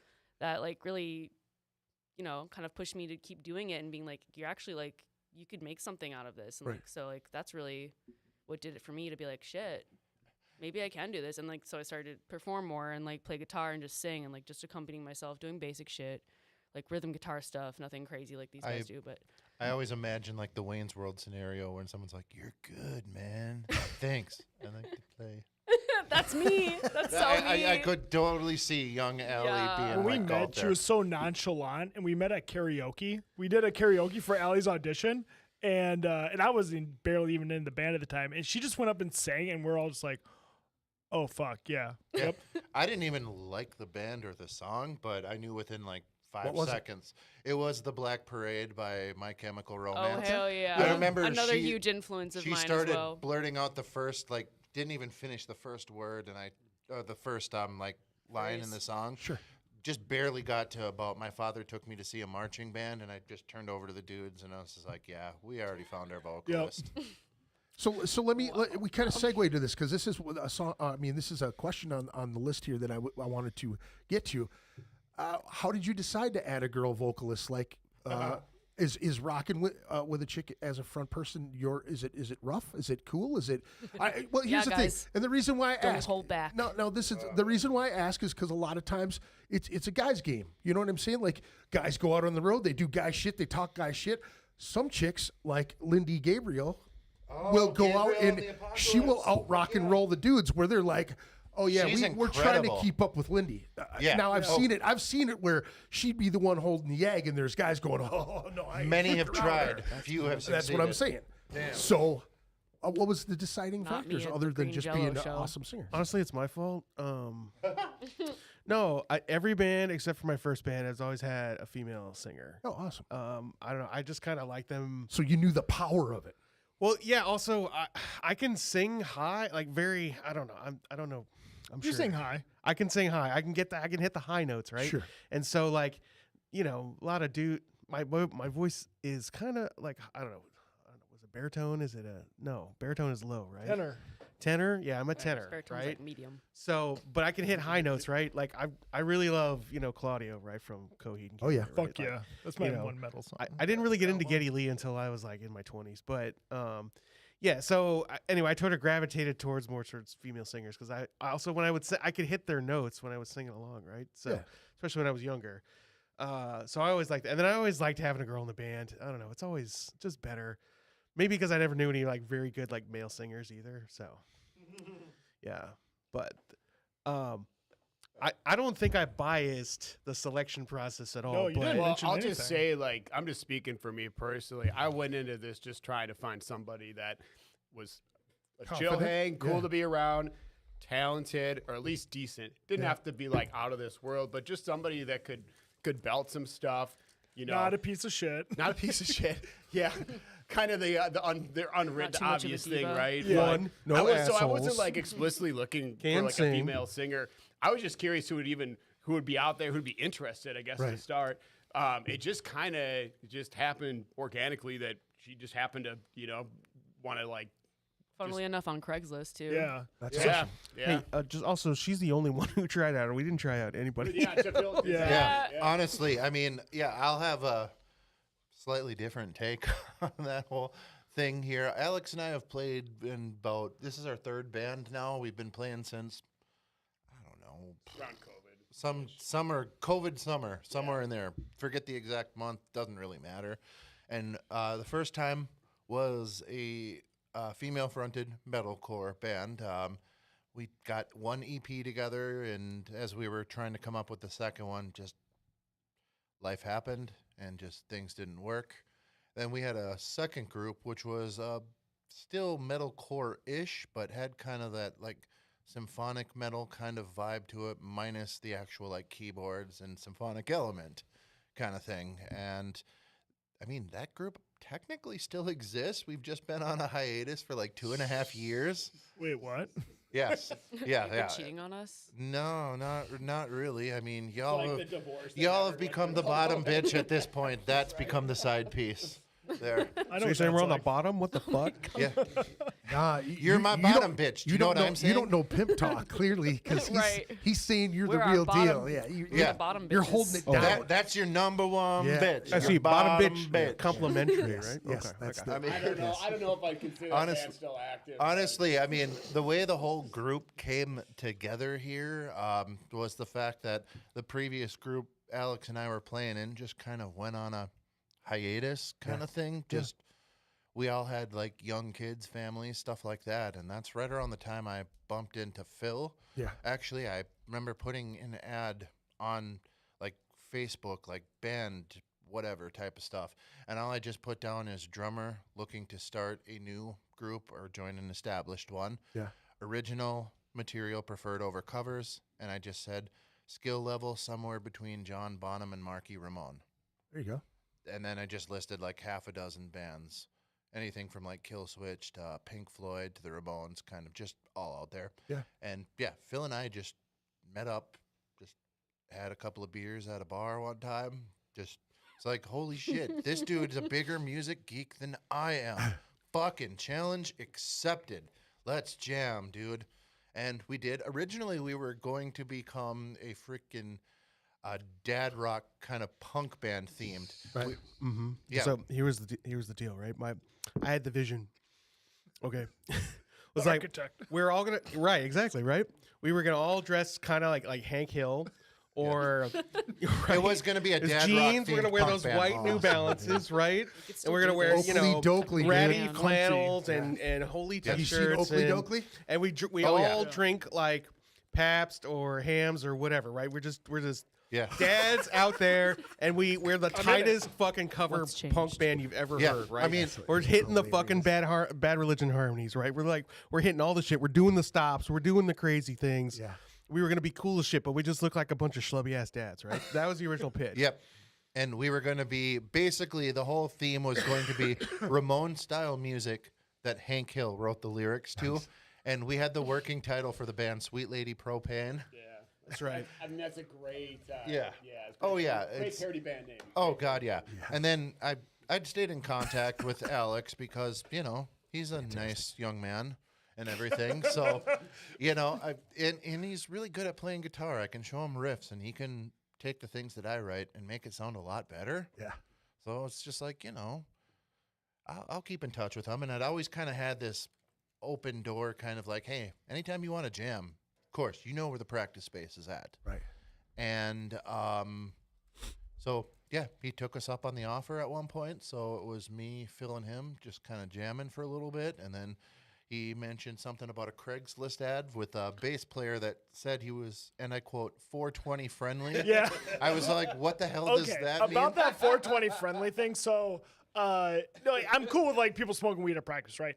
But like, I think it's hilarious because when I joined these guys, right, I just like that, got a beer, vibe check, came to practice. You know, I think I went to like 2 practices, and then they like, hey, you want to join officially? Great. And they added me to their Facebook Messenger group, and I could see everything they were saying about me, and it was Jake going, "Oh, is that the guy who's like cool with weed?" Is that the 420 friendly guy? That's funny. So yeah. So I saw all their comments about me and just went, "Oh God." I was trying to find the gift from Star Wars where it's like it's an old code, but it checks out. So yeah, we just met at a brewery and talked to him, and Pat ended up joining us. And I don't know, you might have mentioned it at the brewery, but then you brought it up a second time, like when you officially joined. It's like, so yeah, I've been talking with this one chick about starting some kind of project. And I looked at Alex as like, well, we've tried this twice in a row now, but you know, we'll give it a go. Why the hell not? That was my kind of thing. And then, yeah, I mean, once we met at Otter's Karaoke Bar, The Otter Saloon down Yeah, there? Otter Yes. Saloon, yeah. Otter Yep. Saloon, awesome. yes, That yes. place is dirty. I love it. Yes, it was perfect for 4 out of 5 people having a grungy background kind of thing. Oh, yeah. And then, yeah, heard her sing the first couple of lines of the Black Parade, and it's like, okay, yep, I relinquish my concerns here. And no, honestly, she's brought it. But yeah, Since day Allie one. responded to my Craigslist ad as well. So I was kind of like chatting with her a bit as I was playing with these guys. And I shared, without them knowing, I shared their demos with her. I'm like, is that something you're interested in? You want to like get involved with this? Something I'm going to stick it out with these guys and stuff. And I'm a big female fronted band fan. Like the Screaming Females is probably my top 5 band. Seen them a handful of times. Breeders. I used to get teased by my ex that I just like anything with like a female fronted, I'm super into, right? Tommy Bomb. Yes. Yes. And so I've always wanted, because I've always kind of on Phil's, I don't know, you maybe touched it, like sometimes, no offense to you, man, like you're probably a great front guy, but and then not a piece of shit, but I've had horrible experience with like guy front singers just blowing up the band. So it was like, I don't know, mix it up. And I was still like very heavy in my Screaming Female vibe before they broke up, or ended. So it just fit the right It fit, spot, man. yeah. That's fantastic. And so she also had her like cheap email was a My Chemical Romance reference. Yeah. And we disagreed on which embarrassing. album. I was a 3 Cheers. That was mine, and but she was Black Parade, so that was my only that's mix a on hard her. question. It's kind of- honestly. It's a I trick love question. 3 Cheers too. It's a trick question. She's younger than us. There's But no real bullets, bad though. answer, though, right? Bullets. Yeah. You know, when we had initially brought her into the band, it was interesting. I knew she could belt out some lyrics and she had a really powerful voice. I didn't know that she could also do some fry screams, and you might have just kind of been learning it or hadn't locked into it when you first started. But Yeah. you It's know, definitely been a work in progress. sort of. I'm trying to think of some vocals like Tatiana from Ginger or Dying Wish. Thinking of a newer, those type of screams she can do, and it's really fucking cool. I love it, and I can now. You can now. Wasn't you can always now. like Yeah. that, but And well, she kind of started doing it out of the blue, and it's like I didn't think you could fry scream. Like this is awesome, and personally, loving that type of sound. I just thought that was really cool, and now she's kind of been doing that progressively a little bit more as we've been together. So yeah, I just thought that was really I like to awesome. always have that balance, though. Hell yeah. Yeah, that's right, awesome. right. Not excessive. So obviously. as we move along here, you guys now you got to tell me about the grind, because we're gonna hit the grind next. That is also on your EP as well. You know what? I'm so glad you asked about the grind. No, I want you to tell me about it. Sure. This because Alex brought this song to the band. I think my favorite fact about it. So you know how sometimes you write. Well, maybe you don't, but I don't know. I don't know your writing process, but sometimes you write I don't a know riff. what you know. All right, you're listening to a song and you really like it, and you're like, I want to do a song in the style of this, but not rip off this song completely, right? Mm-hmm. And so you come up with the riff, right? And you come to practice and you show it to everybody, and they just do something you were not expecting with it, and that's what makes it different. Like, they didn't realize you've been, mainlining Turnstile for 6 months, Right. and you're trying to write a Turnstile style song. Right. And then because that's, I don't know. I mean, you can speak on that, Alex, but that's what he told me. He's like, yeah, I wanted to be like a Turnstile style song, but it turned into something else. That was the first song that we completed as a group, actually. That's the first one that Allie brought lyrics to. So although Mistake came out first, this one was technically the firstborn child of ours. Oh, nice. Yeah, it was sort of in that Turnstile vein. I was just jamming on some stuff. I was listening to their Time and Space album a lot, and I just wanted some just kind of like in your face, really aggressive yet straightforward riff theme song. And it turned into something different and ended up being one of a favorite of the bands. But Nice. It's funny how that one evolved. Oh, yeah. What, anything to add? Well, this was the first song that I heard, like, that he sent me when he was like, this is their kind of style. And so I was like, when I heard that, I'm like, oh, fuck yeah, this is amazing. Like, for me, I thought it kind of sounded like more like Alice in Chains vibes. So I was like, fuck yeah, that's like one of my favorite bands. So I'm like, I could totally write to this. And so I was like, this really was one of the ones that drove me to be like, okay, let's fucking try this. Like, let's collab. And yeah. It worked.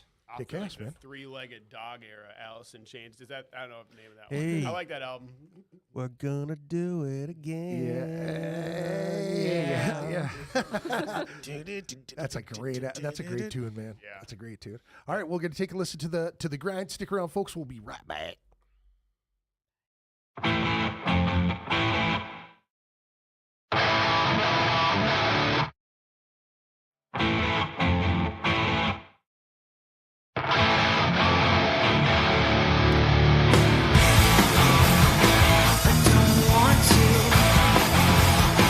But I need to suffocate with my hostility.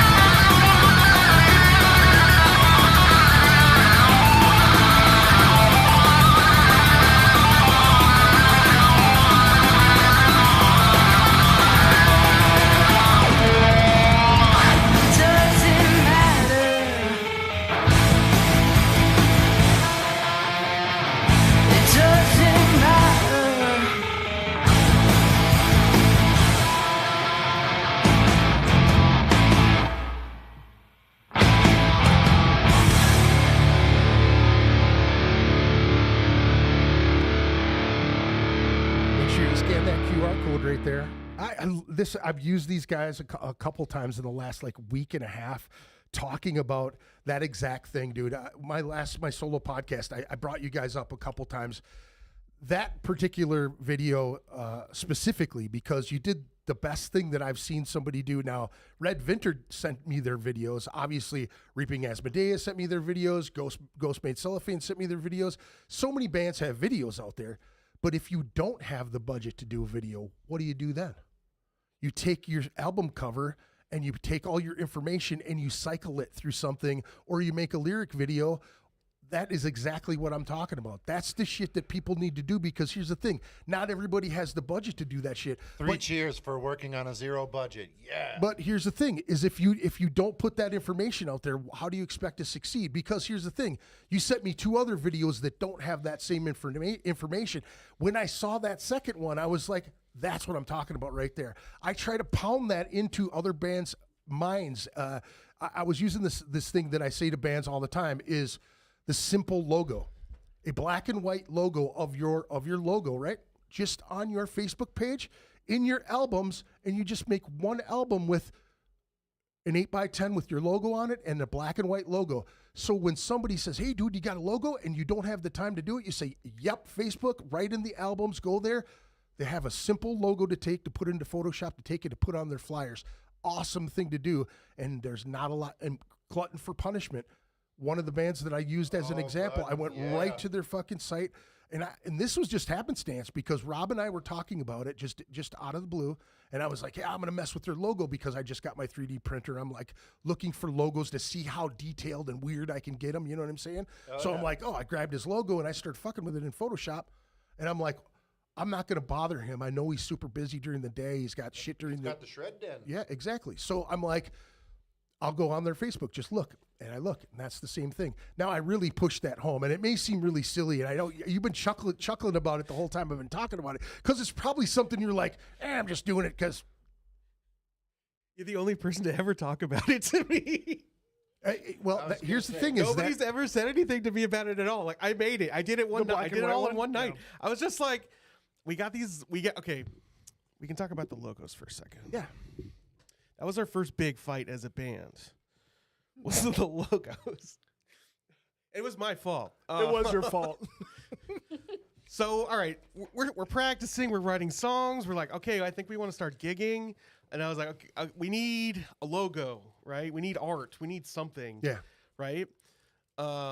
So Pat's buddy, I don't got remember your friend's name. His name is also Pat. He's like a Minnesota version of me. He's husky. He's bald. Minnesota Pat made us some logos. Shout out Pat Peterson. Fucking love him. So good buddy of mine. Thanks He's always for the like, logo, Pat. I will make your band's logo on the house, no problem. Yeah. So he hooked me up. After practice one night, we get the logos, right?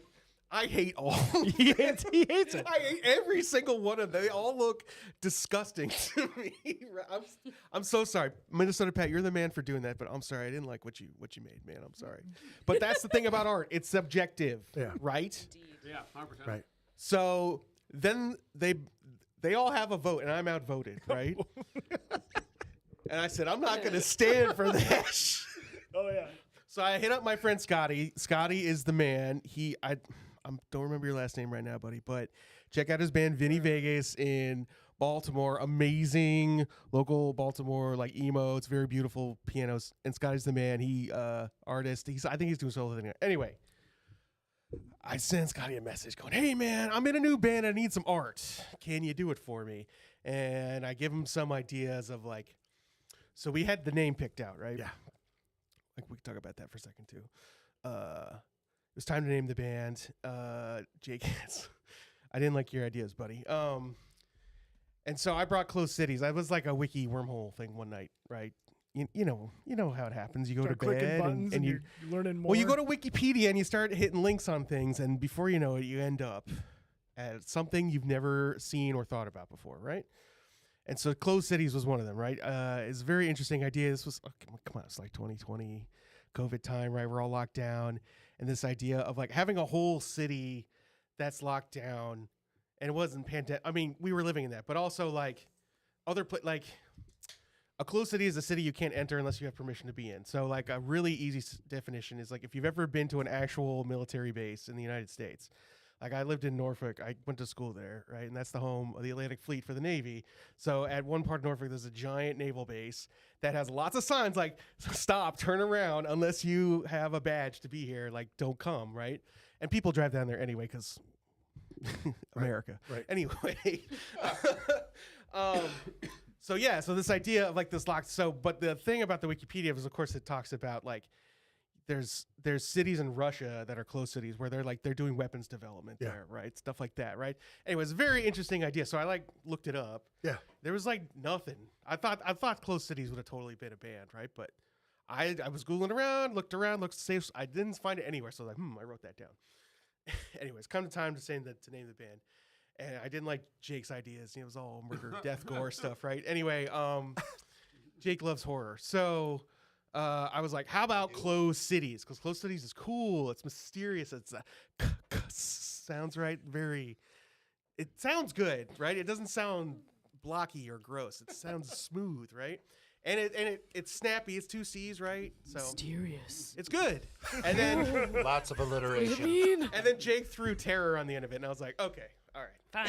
Because that sounds like a B movie, right? Like the closed city terror. What is it? So that's like, then I started playing with that idea, right? Like, is it a virus? Is it zombies? Is it a monster? Is it a portal from another dimension? Whatever, right? Like, it's a long. I love sci-fi. Mental illness. Well, yeah, that too. But but no, I love science fiction. Architects. And I don't know. I think about the government a lot, so. It kind of made sense. It's a little launch pad to like launch ideas off of, right? And I was like, if we ever get stuck writing songs, I've been kind of compiling stories about what is the closed city? Where is it? What goes on there? Right? Why would people be there? What happens to the people who get experimented on in the closed city? Right? Like Anyway, it's fun little brain exercise to think of that stuff. Anyway, the logos. Dude, you just opened like fucking 5 subreddits in one conversation right there, dude. I'm serious. Like it was like click, click, click, click. Oh, it's like Click, its own click, click. Wikipedia It's like his rabbit daily hole. life. Dude. It's 100% a Wikipedia rabbit hole. It's all over the place. Sorry. You hit like 4 questions that I had that was like supposed to all come out in the first segment, and you hit all of them like ding, ding, ding, ding, ding. I'm like, okay, that's cool. Keep going, dude. You're welcome. Just ask him an open-ended question Yeah. and then just go out for a cigarette. That'll be like free therapy for him. Anyway, so Scotty got back to me, told me a number. Yeah. Happy to pay because Scotty does great work. And yeah, the idea was that I sent him was like, an attacked city, a bombed out city, right? Like, or it's like post-apocalypse, but like just after the apocalypse, right? And so he comes back with that, and he comes back with the logo. I'm sure you've seen the logos, the right? There's triangle. the fat, drippy logo, and then there's the thin, beautiful logo. Pat Peterson, I love your logo. I think it's pretty You're the man, too. Pat. I I love you so chime much. in about the Thank logos. With the I logos. was kind of like the middle neutral person on this one. Thi- I think I was this like, is I like this bold. is the argument I like bold. about the dumbest argument about nothing. And sorry, I'm going to make fun of several of you at the Seriously, same though. time. There was a big inner battle about the logos, and there was a couple of lackadaisical polls on the chat or whatever, and I was just like, I do like the one better than the other. But All right. So let me Stepping ask you on the this. scale to see if the So let number me ask you this. changes. Yeah. How did you come to the conclusion of it? How did you actually get to like this is what we're going to use? we'll Because get it there. still seems like you're throwing the logo around. We We'll We get just there have in the next 2. half hour or so. yeah, we use both of them now when we promote our stuff. That's right. In our newest DP. I just think it's funny because we were making like stickers and I couldn't decide which logo to use, so we like get both of the logos out on the stickers. It's like that's fine. That's why we have I 2 carry them around t-shirts. our pedal 2 board. We throw them t-shirts. out at our shows. 2 different t-shirts with the other logos. These guys were getting at it about the logos, and it's like it's just funny. In my mind, I'm just like, yeah, we had a vote and we kind of agreed on this one, and So who made the fat red one? Pat Peterson. Okay, who made the skinny one? Scotty Okay. from Vinny Vegas. yeah. So, honest opinion, I like them both. I do like the red fat one a little bit better, I like personally. them both. But Me too. the amount of like back and forth about the logos and the animosity for the logos for like 5 minutes, and then everybody makes up, and we're still a band, so obviously we didn't blow the whole thing up, but it was just funny. And this is true with a lot of metal bands and rock bands. That's band kryptonite right there. Band kryptonite. Just the pettiest things can, like, you know, just it's That spawned the first offsite meeting, though. Is that? Oh that's yeah, what the offsite meeting. Yeah. Periodically, we have an offsite meeting when, I don't know, something is particularly tense. And so we'll go somewhere else, the neutral site, right? Yeah. And have the Weird. discussion. That's where it was decided that I am the bookkeeper. That's when we decided the future of the band and our future jobs in the band. That's There right. you go. And it's last thing I'll say. It's funny because it like still comes up, and there's still like minor headbutting, albeit at a much lower level in intensity. But it's like It's more fun now. that fly in the room that like Yeah, it's just like, so which reappears. logo should we use, guys? Like, All right, so Me which and one? Tyler You, just which like- one of you guys is the instigator that will throw it in there just to throw it in there, just to squirrel things up a little bit? Because there's got to be one of you that does it. I think I've that done looks that at you and goes, inadvertently. Yeah. So which I've logo are we definitely going to done that use, and then walk inadvertently. away? Like, you know what I mean? Like, pull the pin and just drop Oh, it in the that's middle. so of the me. Because I'm like, well, I got a busy day at work and I want to know. All right, I need 8 hours something- later, so what happened? Don't check the chat for like a day. Yeah, just You gotta throw- do this. Just throw a little grenade Right, in like, there. they'll I figure got it some out. downtime tomorrow. You know, I'll read the novel Yeah, of yeah, yeah. comments Yeah, afterwards. yeah, Yeah, exactly. No, honestly, I mean, we just came to the conclusion that we're going to create a punch card with every disagreement, and when we hit a baker's dozen, we're just going to get in the octagon and just fight it out, really. It's like the most democratic way to do things. Like Mike Tyson once said, everybody has a plan until they're Right. punched in the Hey, face. Allie, remind me to show you something when the show's done. I'll equalize for you. Yeah. All right. So here, let me show this since we're here. You guys got a show coming up Saturday, March 14th at where is that? Oh, it's at Zhora, Zhora, darling. with Castor Volor, Midnight Devils. You guys, of course, Close City Terror, and what Imaginnaerum. They're a Nightwish tribute band. Yeah. That's the big thing there. Yeah, we tried to work something out with Castor, like coming up on a year-ish now. Just things didn't pan out, and then their label was like, hey, guys, we're going to release your second record. So you're not playing local shows for a while. And Right. they said, okay, and just kind of stayed in contact with Steve, their guitarist, and then just out of the blue, he's like, hey, so Zhora. I mean, he'd mentioned something about, it's like, oh, yeah, let's play at Zhora sometime in March, you know, kind of Yeah. thing. And I was like, yeah, sure, okay. And, you know, being in the business as long as you have that, everything sounds great. We'll see if it actually pans out, but kind of thing. And then he just hit me up out of nowhere. And I was like, oh, shit, okay, this is happening. Awesome. What's the date? And that kind of came through just like not quite overnight, but once he hit me up, and then a couple weeks later, it's like, well, here's the poster for the show. And all right, thanks, man. So thanks, Steve. Yeah, very cool, man. Very cool. I actually been trying to get those guys back on here. It's been a while. The doors are at 6 p.m. at Zhora Darling. Yeah. $12 in advance, 18 at the door. 501 First Avenue Northeast, Minneapolis, Minnesota. Again, that's March 14th. Yep. Get out there now. And we play first, so show up early.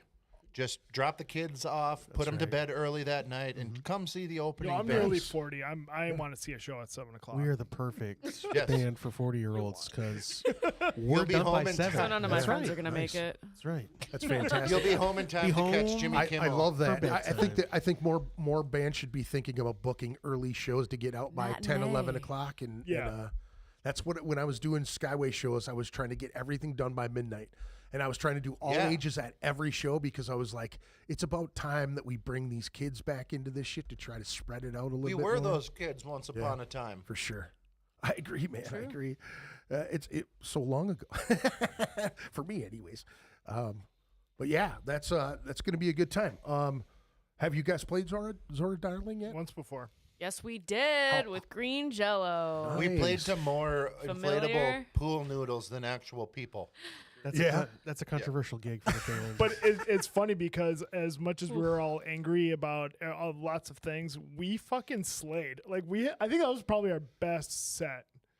We were Yeah. so angry. Pure anger. Yeah. Pure anger. of the show There itself, was or there was just multiple things that happened before my we God. played. That This- was just a all right. pain in the the ass. storm, the perfect storm? So you got to understand, green jelly's a bit of a circus, right? But it's like not Barnum and Bailey or Cirque du Soleil. It's Or like ICP. hobo, creepy clown in a weird school bus and a bunch of weirdos Bunch of carnies. compiling out of it, and they have no respect for your space at all because these people are all okay. This is my theory. They hit his car. They I'm hit just his saying, car. they backed into his car. Context. We didn't have They hit proof. his car. His car was fucked up, and there's this janky ass bus in this tiny little alley, and it's like, what else could have hit him? You could tell by the paint indents and the indentation on the back bumper, and it was like a rainbow, and it was matched the multicolored bus that was right there with all Yeah. these different designs. You could just Forensic pathologist Yeah. could have been like, yep, Anyway, so didn't need one. I was angry. And he played awesome. Yeah, I guess I just played super tight, and I don't know, whatever. It was a bit. It was not my favorite. I have high hopes for Zora Darling though. Like it's a cool space. Cool bands play there. Sound good. Like we sound good there. Like Mhm. the sound And is great. they So have is a. the They sta- have a. Is the stage kind of in the back there then? Yeah. Yes. Okay, Yeah. okay. Yep. They also have a bass amp there, so you Oh, don't it's have to bring awesome. one. It's a SVT 810 and then a GK, I think 800. I live in the neighborhood, so when I saw it, I literally was like, "Well, I'm gonna go home and drop my amp off. Like, I'm good." Use that girl by. So I had a good day. Anyway, I didn't particularly Good for enjoy that you. gig, but No. apparently we played well. So hopefully this time, much better. I wanted to ask you guys this: first local band that you saw that you were like, "Hey, this is possible as a local musician." Doesn't have to be here; it can be in any scene that you were involved in at the time. If you can remember that band, I gotta go just because I'm looking at it right now on your poster. I saw Blue Felix right after I turned 21 down at Neeson's, and they put on an incredible show. I got that right there from Blue Felix too.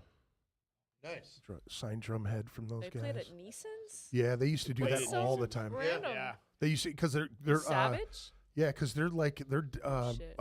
Jake is from like Blue Earth or some shit way down there. He's Yeah, yeah. way what is that? Is that south? That is south. Yeah. Yeah, he's way down there. The cop It trap was thing. like right around when that like Uncle Scam song came out, that album, like, We were and probably at that same show now that I'm thinking. about maybe, it. and they were so good, and I was like talking to some couple people I went with. I'm like, who are these guys again? What's their backstory? Oh, they're from here. It's like, Yeah. oh, they're at the time they're still relatively new, and I'm like, it was a pretty big crowd, and I was like, if these guys can do that.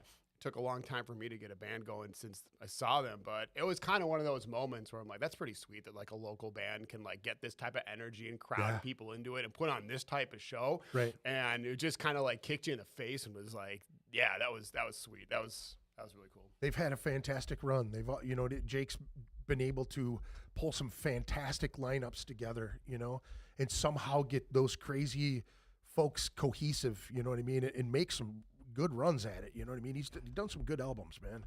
And just an interesting dude to talk to. Like, I think he had better stories off mic than he did on mic. He's like, oh, I can't tell these stories. And you're just enthralled. Like, holy fuck. I think he sat here for another 2 hours after we got done with our podcast.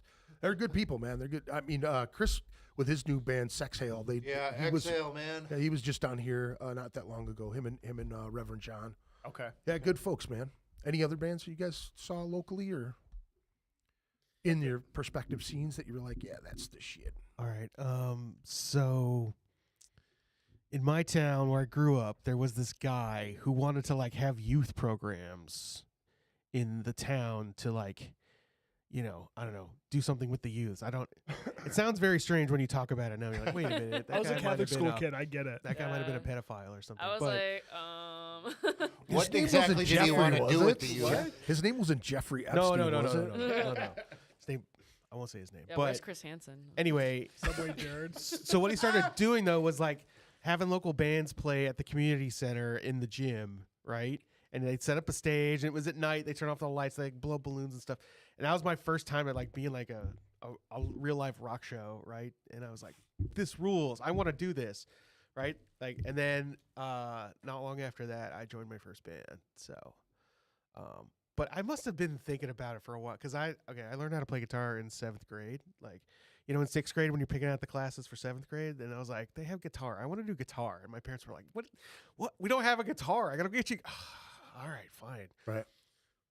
I'm so glad I took it because I really loved it. Yeah. And Clearly. then, like I said, and that's when I started getting into rock and roll and you know, starting to find my sound, right? So, yeah. And then, yeah, it wasn't until high school I really started my first band.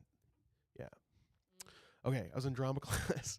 What? 10th grade. I was in drama class. I was in drama class with this. Theater kids. Hey-o. Yeah, that's right. The guy whose band it was, he was in the theater class with me. And then I heard a rumor from another guy who was in another band saying like, hey, I heard they're looking for a guitar player there. They fired their old one or something. I don't know, whatever. Weird teenager crap, right? They like he wanted to go somewhere and they couldn't go anywhere. So he like walked a really, it was so stupid. Anyway, so I tried out for the band. I was like, I saw him and I was like, hey man, I really want to join your band. He's like, well, you're going to have to audition. I was like, okay, what's that? You know, right? What's that? So I went and yeah, it was these two brothers with a rhythm section and this guy, shout out to Luke. I don't know where you're at, man, but I hope you're okay. I don't know. I haven't talked to that guy in 20 years. Anyway, probably longer than that. Anyway, yeah, I don't know. I went. I think I had to learn "The Crusher" by the Ramones, right? Like late Ramones, right? Like that's our last album. And yeah, I think I learned it, and then I played it, and they were like, "Okay, yeah, you can be in the band." And yeah, that was my first band. Played, yeah. Anyway. So yeah, shout out to that that weird pedo guy who wanted to have local concerts with kids. He ended up he started like a youth club, right? This place called the Roadhouse, where they'd have bands upstairs and then they had started having bands downstairs and they had like a ping pong table. And it was just a place kids could go and hang out. I'm sure kids were like doing drugs and whatever. Kids don't do drugs. So Fingering basically each like the other in the dark YMCA. corners. What or kind of whatever. kids are you Yeah. hanging out with that are doing Those drugs? are whack. We didn't really have like that kind of with that place, right? So he would have that. And yeah, you'd go see bands and see weirdo bands from West Virginia and stuff. So yeah. Thanks, I guess. You did. Thanks, Luke. So let me ask you this: what is your writing process like? How does it start? Is it started with a riff? Do people come in with a half a song? Do you guys I don't know, start with a you name it? Tell me. I got a lick. I got a riff. I got a lick. And it's usually like, hey, one of us can't make practice, so I'm going to be late. And it's like, well, I have something we want to work on. That's generally how half of our songs come around. Or I would say with like the only odd one was Catastrophic, where I had broke my pinky catching a football. I just jammed it. So now it's like crooked. But so I had a broken finger for a while, and I was just fucking around, and Jake was like, hold up, do that again and record it. And I think that's the only time that was like just an organic, like, here's a lick that came out during practice. Everything else is like, Phil comes out and like, hey, I got a riff, you know. Alex digs in his back pocket out of one of 1,000 dope fucking dark riffs he's got just hidden. Alex, we need another riff. Just buy us 30 seconds. Yep. I love those guitar players. They're like, here, hold on a second. Listen to their phone. Oh, wait, not that one. Oh, that one. Here, how about this? Yep, that's it. Like they've been playing it fucking, since they were 4. Yeah. I It's feel Where'd like you come he's up with been that in the one? room. In the bathroom? Going to the bathroom? And I feel like when we start to like feel it, like just the other day, we were like jamming on something that's only been like 2 practices, and we're already like, Allie, get words on this song right away. Like we're just like feeling the that's the best. the bit on it. And it's just, yeah. I feel like last night at least, So, Yeah, and I don't know what it's called now. It's got like 3. It's been a couple titles. Frozen in Time, right? Yeah. Frozen in Place, something like that. Frozen in Place. My bad. Yeah. I Frozen wrote in it down It Place. was as originally Jake's called song. Waking Up Mid-Surgery, then it was Frozen in Time. See? Those Then working it those was- working ones, they Yep. just keep changing. Yeah. Oh, yeah. And Waking up in surgery with my wrong foot missing. Well, Jake and I had a really shitty beginning to 2025, so that I think it was inspired by that. And Yeah. it showed up a year later, and now it's almost done. It needs a little more cooking, but it's almost there. true. Yep. Yeah. So let me ask you this now. With that process, how do you keep the flow going in that process when you get something rolling? Like, does it start and stop? Do you? Here's one thing I wanted to kind of go off the last little comment on the end there. Okay. When you hit that flow, and it's like to the end of it, but you're cooking on it, and then you leave, and it sticks with you, that wormhole, that earworm you get, and you're just like, oh. And then like an hour later, you go, dude, I got an idea, and then the chat goes fucking. I love that shit. That's fantastic. It's like you were there. It's basically that. Yeah, I mean, honestly, we are equipped. We practice in my basement. I use a Roland E-kit, and I've got it rigged up so we record onto. Awesome. And I guess it's the digital equivalent now of an 8-track. Yeah. So we'll be writing and then be like, well, yeah, that one take we just did, that bass part sounded cool. Listen to it back, hit the soloed out button, and you can just do that type of stuff all the time. So at the end of practices, most of the time we'll grab like a song or two, you know, if we're working on something. The final run through that we played where it's the most coherent out of the takes kind of thing. And then both Alex and Phil at separate times have asked for, can I get a mix down without my guitar in there so I can practice to it? That's dope, kind of dude. thing. And yeah. So just having that capability, I mean, so the room you guys practice in is fully mic'd up, ready to rip for everybody. Jake does a lot of work for the band. That's outside. awesome. He does so much for the band. Yeah. He says he's the manager, but he does way more than just manage. He's also team mom. There you go. Yep. There's always one of those in the band. That's he team mom? I'm usually team dad, right? I feel like I get labeled HR. Crazy aunt. Yeah. Oh, you are definitely the crazy aunt. I'm gonna show up when I want to. No, I'm just kidding. Yep. Yeah, honey, have another beer. I mean, honestly, it's, a lot of it varies from song to song. We'll have times where Pat will bring in the riff that ended up becoming Mistake, for instance, or Phil or I will come in with a song that's about 95% completed kind of deal, and we'll work things out from there. And so let me ask you that. Now, is that a thing where another guitar player, somebody might feel like their ideas aren't used? Is that something that you guys are totally open to? If someone goes, I got 90% of a song, are there other people in the band going, I gotta get? Well, that's the thing. It doesn't really happen, right? Yeah. That's great. Somebody will come. Okay. We do not have a lead guitar player. We switch off, right? We complement each other. We switch off. It depends on the song, right? Sure. So here's how it goes. Either Jake came to the band with 2 like fully cooked, mostly cooked songs, right? And then, but then we started working on them, and we get the little hammers out, put it in the fire, temper it, hone it, and we got it cooking. And they're great. Actually, 3. No. Sorry. 4? I'm arguing with myself. 7? stop him when he gets to a baker's dozen. No, here's one thing. Someone in the chat just goes, what you were talking before? It just said, weed. And all I said to replied back, oh no, it says, pot is bad, okay? Drugs kill. And I just went, dude. So I'm with you, dude. I'm with you. We can go. Let's go. Yeah. So we kind of everybody brings ideas, which is great, and that's what we need, right? Yeah. I call myself the architect because I like to do arranging. Jake will make the recordings. I think I listen to them like constantly. It's kind of a form of masturbation if you think about 100%. it. Right? So yeah. So what you're saying is you're edging the whole time. Yeah, man. I'm just going. But it's more like me. He's edging that's over just a his good own time. leads. Okay, Right. he's having a good time. Michael Hutchins. I'm following you. Just going back to what you said earlier with our songwriting process, I haven't played in a band that had a home studio set up similar to Jake's. So the value in actually having this recorded real time, getting it spit back at you, an MP3 and a Google Drive, you can listen to it. An hour later, An hour later, right at home. It is sweet, and it's a testament to all the work that he puts in to try and get our setup really nice to help us like capture the songs we want and can build on it from there. So it's a big plus. A lot of years of trial and error, right there is what I can attribute. For that sure. to. What would you first start recording your bands with? Like a fucking boombox in a sock, a microphone in a sock? It was a. I'm saying that because I did that shit, hanging from the ceiling with a sock around it and shit. It was a Shure SM58. Totally the right mic to use something like that. Yeah. And it was a 2-track Alesis board that went into Pro Tools, which was more money than all of the equipment combined. Right. right Just for there. the software. Just to say, I have Pro Tools. My laptop lets it run for about 45 minutes before it completely crashes, but I have Pro Tools, so fuck you. Come and record here. Yeah. Kind of thing. And it worked. I mean, it got me a freelance career as an audio engineer Right.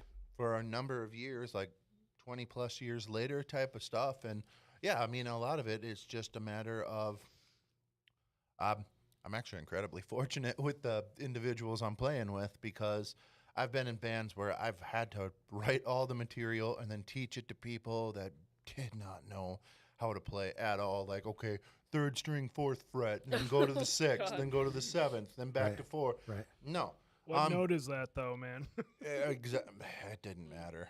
They'd not I know, remember I it. know. But yeah, I mean, honestly, so at first I did bring in mostly completed songs, but that was because I had a lull between bands for a number of years. Like one of them, song we're going to play eventually, I wrote half the music to and like a handful of lyrics, but Allie luckily helped me out and finished the rest.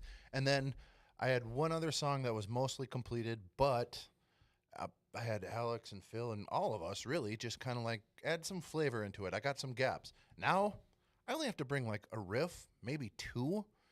And yeah, like this newest one that we're working on kind of thing, I just brought in a single riff, and it's like, well, what can we do with this? And now we have an almost 4-minute song actually from it that's just begging to have some lyrics and vocals on top. So That's how the last 2 of Jake's songs have started. So he has like some riffs and he'll show them to us, and then we'll kind of somebody will stick onto one of them, and then we'll build it off of that. Right.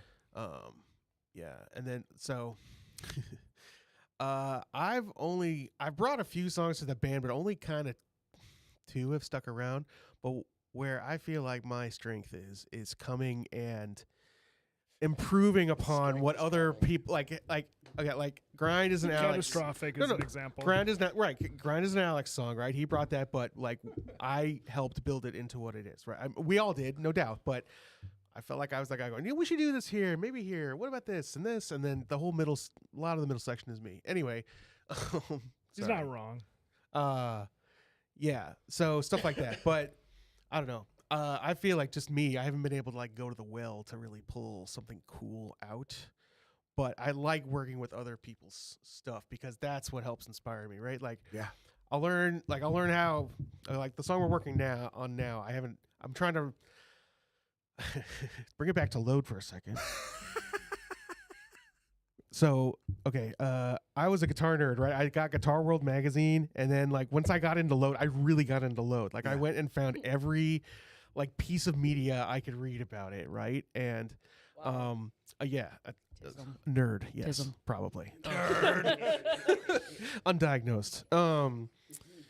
But what I remember what Kirk Hammett said about that album was like his mission for the album was to not play what James was playing, right? As opposed to every other Metallica album before that, which was it's just James Hetfield left and right, and then some Kirk solos up the middle, right? So,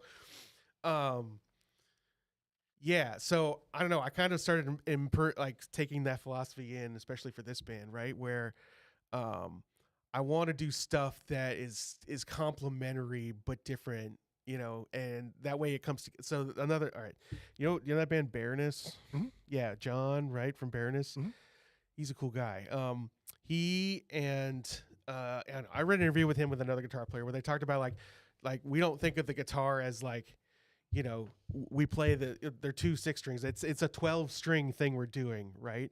And I think also you know, R.I.P. Brent from Mastodon also had like a similar, right? Because he used to play like a 9-string guitar and stuff, right? So this idea of like, it's not, you know, not all playing whatever. We got, well, let's see, 16 strings between us, right?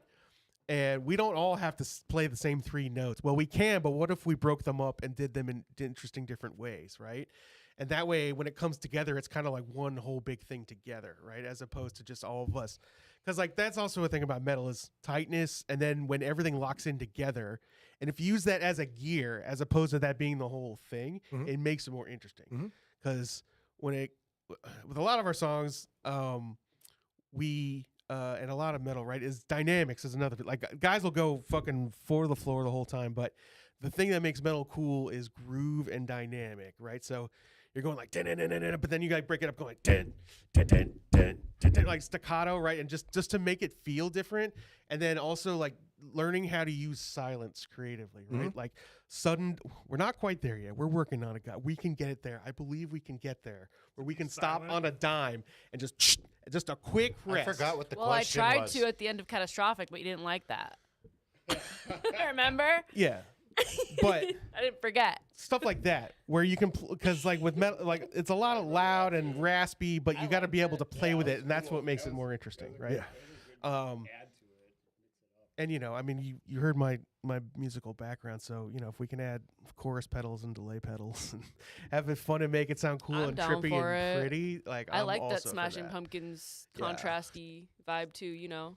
But also adding on to that too, I can relate to like being like kind of just more of a complimentary, like, you know, I don't bring riffs rarely ever to the table when it comes to writing, but like We're still working on I do Allie's like- riff. It's okay.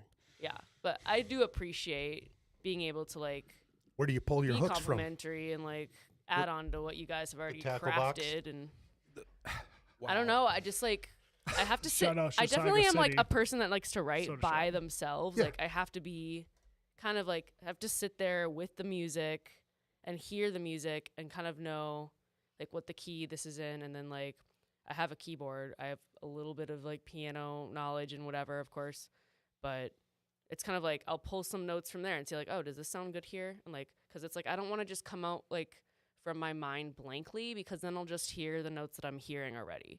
I want to hear something that might just be like out of the blue, like, hey, I didn't expect that to be there. So like that's kind of where I kind of get some ideas from. But sometimes it is good to be matching what you're hearing as well, but you don't want it to sound bland and stale and redundant Right. the whole time. Right. So that's kind of what I go with. And also it's like it depends too, like where you think the song is going, like in terms of like ideas and what it's about, because it could be a really loaded subject, and like how am I going to fit all these lyrics in here, and what am I going to write about, and how am I going to make it sound different and not just like, again, kind of stale and, you know, boring. Like I need to put something in there that'll, like, I'm very big on lyrics. Like Amanda Palmer is a huge influence for me. So like I want to have something written in there that's like, oh, what did she just fucking say? Like Substance. you know? Yeah, So, for sure. Yeah. How do you dial it back to keep it metaphorically in line with something? That's something that I struggled with, especially when you're trying to be more cerebral in a metal thing. You know what I'm saying? Because it's really caveman type shit. You know what I'm saying? Sure. But to have Yeah. more substance behind it, more real. Sure. I mean, there are moments when it's kind of just like you just gotta kind of like, okay, this is caveman shit, and I'm gonna own it. Right. But then there's other moments where it's like, okay, it's not just caveman shit. This is deeper than that, and it's just also kind of about like feeling it out and being like, okay, does this word work here? And if it doesn't work, what's another thing that I could use instead? And if that word doesn't work because of the rhythmic, whatever Yeah. vibe, we'll try to think of a different one that works better. So kind of just like editing and like sculpting. Are you a know, fan in a way of- like how he says it. Are you a fan of a thesaurus? A thesaurus. Oh yeah, yeah. I love a good thesaurus for sure. Allie, do you have a rhyming dictionary? I do not. Oh, That's a good Do one. you? your birthday's coming. I think right? you do with Catastrophic. I had one. I bought a Microscopic? pack. Did you? Yeah, for sure. Nice. Like when I saw that for the first time, I was like, oh, I gotta have one of those. Yeah. Just a little pocket one. They're Rhyming really dictionary? Oh yeah. Huh. You can actually there's apps you can actually have them on your phone Okay. too. Yep. I do have a vocab app that like gives me new words to learn every day. I so. I love that stuff. Yeah, I me mean, too. so now when you're coming up with ideas, because this is another thing that I had struggled with as a vocalist, like when you're now several of the albums that I've had have all, you know, you write songs about things you know and experiences that you have, but there are times when you run out of that stuff. Or with me, I was a very aggressive person in my younger life. And as I got older, I was like, I'm not that pissed off anymore. I'm not that, you know, to me, a perfect example to go back is my daughter really fell in love with a couple songs on one of my last albums. And she asked what I was writing about, what I was talking about. Now, she brought it to my mom one day. Now, my mom has always been very supportive about music, but she's never really like she's never been curious to what I wrote about. So I wrote a song about her father passing away and like hearing his final breath and the rattle and all this other shit, you know. And I wrote about my grandfather loving to dance with my grandmother, and like she was dying from cancer. When she passed away, she was really sick. She had a bell. So when she passed away, he had that bell, and he would ring that bell. He would just get up and he'd go to the bathroom, and you'd hear the bell ring, and he'd stand over the urn and he'd talk to the urn. It was kind of a sad thing, right? But in the song, I wrote it out like that, like come dance with me, take my hand and dance with me, my love. We'll go to this next place. And I was able to actually play the song because my daughter said, "This is a song. This is what it was about." And my mom went, "What?" And then I was actually able to storytell what I wrote it about to my mom about her dad. And she just went, "Wow." And I went, "Yeah." So that's my question. Like where do you pull your ideas from? What are the things that like, obviously it's going to be things that have affected you in life, but like poetry, stories, reading. Sometimes it is kind of like, this is an experience I've had. A lot of the times it is like, definitely some like kind of like real world experiences I've had, or any kind of feeling and like whatever is going on around You the said world. mistake is kind of like, Yeah, definitely. Yeah. And then there's other times where it's just like, okay, maybe this isn't something I've experienced, but it's something I could vicariously experience through writing this song in a way. And it's more of like a storytelling kind of thing through someone else's eyes. have you articulated any ideas from these guys? Have you been able to do any of that? That's something that I found really like challenging for me to do, is like have somebody sit down and tell me the story, and then I'm going, okay. I mean, I feel like with a couple things, like songs he's written, like lyric wise, like they've been able to like kind of do the same thing in a way. Like I think he's got like more of a kind of like life experience thing. He's kind of, and I think you're more of like a storytelling kind of thing, like with the Catastrophic, like it's kind of a fiction sci-fi story. So like we got a little bit of everything here with like the way that we look at how we're telling the story with the lyrics, which I like. I mean, I like to go all over the place. Sometimes it's just like, you know, I want to write this from an experience I've really had, or just a feeling that I've had, or maybe even thinking about certain things that could happen in the future and stuff like that. Or it's like the sample like platter from like frickin' Applebee's. It's a little bit of everything all true. on the same plate. I think minus the microwaved boneless wings. I think I'm with good on Mistake, I really liked Allie's lyrics on Mistake because it was like obviously something that was, it felt like personable but like super relatable. Like anyone can that's like what I relate to. go for too. You see, So I never thought Mistake was a sad song. I always thought it was like a happy song. But like it's about a person who falls for someone who's their opposite, but like you also want them, because she says, "I want to be your mistake," right? And I was thinking of it in like maybe a low self-esteem, but also like I want you kind of thing, right? But I always loved the line, "I know there's something wrong, but why?" It's like, God, that is so many past relationships and just working with like people and stuff. And it's like, so what's the disconnect? There's like this unspoken elephant in the room type of thing. Yeah, definitely. What's the deal here? And I don't know, that one particular line is just like, That's definitely kind of like I don't know. It's like one of those things where it's like, wow, this happened, and I'm watching it happen in real time, and I'm watching this car crash, and I can't stop it, but I'm just doing it, and and you're kind of enjoying it. You're getting off on the thrill of that, because you don't want this like perfect fucking romance. Like I said, like, you know, don't bring me flowers. Let's burn this fucking house down. Like, no, like give me something to live for. Like it's kind of like that, but it's also like, damn, why the fuck am I like this? Like that's really what it is like, what happened? How did I get here? It's kind of like, that's the feeling. I do appreciate how you don't get too wordy, or you don't get too metaphorical where it's like, what the Not fuck too are we much. I mean, about? it depends on the song, right? Like It's I not think like everything Soul can be Coughing or different. something. Huge Soul Coughing fan, but Yes. yes, thank you. As a bass player, yes. Right. Yeah, I mean, I do like to. shout out Circles. Oh, man. What is this about? Who knows? He was high. Chicago is not Chicago. Oh my God.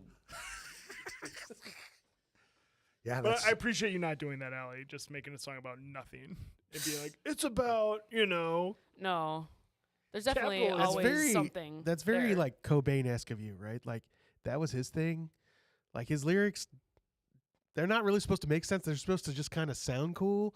And like cool things that like Aqua Seafoam Shame. See, but that's the, Sure, that's the I silly don't- that's the silly thing about that though is They that sound cool. Yeah. But is it's that also if you, metaphor, if maybe. there is a song out there that you attach to, it really doesn't matter what they wrote it Yeah. about. Yeah, you know for what I'm sure. saying? Very That's true. that's there's so many times there's a I mean, there's my a few songs aren't Jeff about Buckley nothing. songs that are like they hit me on so many levels where I'm like I'm emotionally sad but I'm still happy that I'm listening. If that makes any sense. Like, oh yeah, it gives you the feels. Definitely. there's a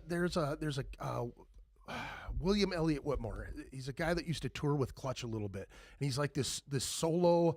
He plays banjo, he plays acoustic guitar, and he sounds like a southern black man, but he's just a white guy from Iowa, a tattooed white guy from Iowa. Absolutely amazing. But this dude will straight put goosebumps all the way up till they're fucking coming out my eyeballs. I cry almost every time I hear this love dude. it. He's got it, man. He's got the riz. He's Yeah, got there's you just know, something there, man. Yeah. It got just the zaps magic. me. Yeah. That just zaps you. Right. I just love to be able to you know. There's a few things that you said in the Mistake song. Those little snippets that people catch, man. It really doesn't matter what the full premise, like unless you're really breaking Yeah. it. I love having a thought about it and knowing you're in the ballpark when they sit down and they go, "Well, this There's is what I was-" something wrong with you for wanting me. Yeah. It's just like, God damn. I mean, that that's is kind of powerful. like where I go back to with the lyric stuff. Like, once again, like Mike Patton for me was like Oh, his yeah. lyrics, just like Amazing. even if you don't know what the fuck he's talking about, he knows what he's talking about. So that's kind of like where I relate. Yeah. Even though it's like, oh, you know, What is the fucking song I'm thinking? I'm mean- singing it right now. If Talking you about want to RVs open Open the my- hole? Yeah, dude. no way. The You were whole just singing the- the same song yes, I was just yeah, fucking yeah. thinking about. So the song is Evidence. morbid as fuck. Yes. Yes. Morbid as fuck. Love it. And I'm just like, I fucking I love that. posted it on Facebook, and all of a sudden this chick Such a goes, great song. "It's such a horrible story." And then I didn't even really listen to the lyrics, and I'm like, it just the groove had me. Doom, doom, doom, doom, That's the way I doom, felt doom, with Don't doom, Fear the doom. Reaper the first time Yeah, someone pointed dude. out, yo, no, this is a dude trying to talk his girlfriend into a suicide Right, pact. It's like, dude. wait, what? No, I mean, honestly, insane. she's great at what she does. That's why I, with the exception of one song ever, all I've given is like a handful of lines, and just now I just give her like an idea or a theme kind of Yeah. thing, because it's like, well, here's what's going on currently in Minneapolis. It's type awesome stuff. that, It's that like, you're you know, trusting her. I mean, everybody is shown in their own right that they know what they're doing, and hey, here's just a riff. Yo, honestly, there was a song, not the one that we're currently working on, but like the one before that, where I had some ideas. Like I had the verse and the chorus and everything. I purposely only showed 2 of like the 4 or 5 riff ideas I had. I only showed the 2 of them, and my suspicions were absolutely confirmed that as a group we came up with stuff that was a lot better than what I originally thought.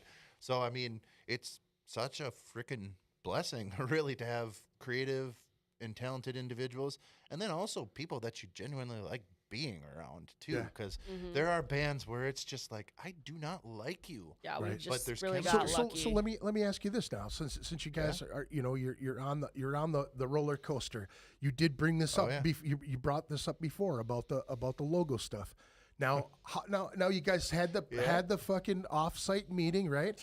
So this is also a question that I wanted to say is like, how do you deal with adversity? How do you guys like dial it back and say this really isn't that fucking important? We're all good people. We're all doing the right shit. Let's A lot of passive aggressive comments through group chats. a lot really, of unsent messages. right. a lot of messages that This are has sent been- and then Message was deleted.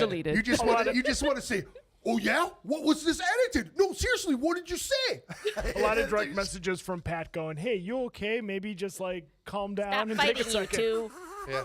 In our group chat, I Make am nice now. the commissioner and HR. So Yes, he does I'm keep kind of the like peace. I'm Time kind out. of like the assistant HR. He's dual when hatted. I'm Yep. HR accounting. He's like, can we pretty please just like fuck off for 12 hours and then come back? Yep. There's got to be that guy too, though, man. The It's- peacekeeper. We're man. not getting paid. We're doing this for fun. At the end of the day, like, and I think our biggest like argument is that we can be too passionate, and that's not a bad thing to be too passionate about Guilty. something. Yes, you 1000% like guilty. everyone in the band gets passionate about something or another, and it's when our passions aren't like our opinions within the passionate, whatever argument it is, they butt heads. And we always like, some of us will want to take a hardline stand, and that's fine. But like understanding there's like a give and take, and we're all like, this is a collective thing. And so, yeah, that's where I will DM whoever is in the fight. And I mean, I get pissy as just as much as everyone else. Like, yeah. I think it just comes back to I'm not saying it. everybody's going to have different muting the chat. opinions on things at times. Nobody's ever going to see eye to eye on everything, and there's going to be different agreements. But if your main goals and your main objectives are the same, and you know, Yeah. I'd like to think we're all pretty good people. If you are all aligned on the same core things you want to do, the little things, you know, they're going to come up. But and for a minute it might feel like it's a big deal, but you know, big picture, you can't look at it like that. Yeah. You know, Awesome. Ain't nobody got time for that. There you go. I got bronchitis. There you go. It does. No, it does That was one remember. of my favorite things ever. Yeah, man. No, it does remember. Just remember, like, this is fun. We're making art, and sometimes it's a privilege to do it. So just chill out. Always a privilege to do it, man. There are worse Oh, things yeah. can happen. Just remember that. And just because, you know, you get mad over a logo and then go and flex money to try to win the argument, you know, and then we ended at detente, right? So Yeah. I love it. Those were slight jabs, I could tell even from here. You know, honestly, it's just even with like slight jabs and just disagreements back and forth, even when you can just completely annoy the hell out of one of your bandmates. Yeah. Never once has there ever been a question of, do you really want to be here? Are you Yeah. passionate about it? It's just, okay. It's the opposite. You get too passionate and then you're going to butt heads. But, you know, at the end of the day, it's like, why are you arguing? Because this is something you feel so strongly about. yeah, because I'm right. Oh my god. Dude, I've walked back into a room, you know, 10, 15 years later, and just you play that music that you created those years ago. Yeah. And you stop and you look at those guys and you just go, why? What the fuck just happened? Like, Yeah. why did we get so angry with each other? And all the years that you stayed together as Yeah. a couple or a group or whatever it is, man. You This know? is why, because when you make something larger than yourself, you're creating magic, right? Yeah. There's a lot of names for the feeling that happens when you do that, Yeah. right? You know, and so when you get back together and you do the old spell and it works again and you feel it and you're like, oh, okay, I remember. I mean, I still think he's an asshole, but Yeah. damn, I can't do that with anybody He's a else. talented right? asshole. bottom line, no matter how like irritated we can get on each other's nerves, the music's just too fucking good to make it want to stop. There you go. Right. Yeah. Yeah, and it's That's a like, li- it's would a we lifer. rather not care or care more too Right. much? Like, I'd rather us care too much than just be like, whatever. Right. Yeah. True. Has some passion in it. I All will, right. say, I will say Alex needs to get into a fight soon. He hasn't been in a fight with anyone. We kind of had a He's the little one spat person. the other day, and I'm Yeah, sorry, oh my Alex. He's so God. neutral. I know that's so Switzerland is hard. jealous. yeah. So let me ask you this last one here, and we'll get her tied down a little bit here. What is one thing that you guys would like to accomplish in 2026? Honestly, like record new material and of course play new places, maybe some more road gigs. You know, we have to gauge what, you know, part of being in this is imagining what you think, how high you can go with it, right? Like if we're just playing to punters in a bar the whole time, like, okay, and you just accept it, right? Or if you think you can try to go higher, right, then you have to figure out what higher looks like, Mhm. right? Define it, right? And so, you know, I think we're all good. We're all kind of comfortable spots with our lives. So, like, you know, touring, probably not. Maybe light tours, some little weekend warrior things, but not like, you know, doing the Black Flag 100 shows in 30 days or Right, whatever, right? Like, right. no. But, you know, playing festivals would be cool. There's lots of cool festivals in the Twin Cities. Like, I honestly have a dream to play Surly Fest. That'd be awesome. Like, us just making that, because it's a big crowd, right? It'd be cool grooving there. That's one I would like to do. I know Jake really wants to play, what do you want to play? Rockfest, right? I think that's Jake's dream. I think we'll play Rockfest and then we'll just quit as a band because that's like That's we the hit peak. it. We We're hit done. it. Honestly, We hit it. We're done. my goal, like the pinnacle of it, is being able to play Riot Fest, either Chicago, Denver, both. I mean, once we get there, it's like, well, fuck, we've already Denver. achieved everything I set out for. Now what? You know what? If we played like Vakken or like Hellfest or something, I would love to do that. So there's a festival in Iceland where the thing is like, if you get selected for the festival, you can only play that festival once. You can't come back and play again unless you get like special visa or whatever, right? But it's very in one of my old bands I tried to enter in for it, and it was very interesting reading that. It's like, huh, so I can't ever play music again in Iceland if I play your festival. Interesting. Wait, what? I thought you just meant the festival itself. Like you can't go back to Iceland at all? I think as a band you can't go back and play again. That's ridiculous. It's very strange. That is So you better make weird. it count. Yeah. That's what I mean. If you show up and you got a gold record, they'll probably let you play It's going to it. be bottle rockets sticking out of my the ass or Yucca Bursta something, or dude. You know whatever. what I'm saying? Here we go. That's right. Damn it. You know what I'm saying? Like, let's go, man. Sure, channel some black metal guys, and, Yeah. get some goat skulls or whatever, right? Start just cutting up Opal on stage. Watane. Sure, yeah. Yeah, what were we talking about? What I was gonna say was 2026.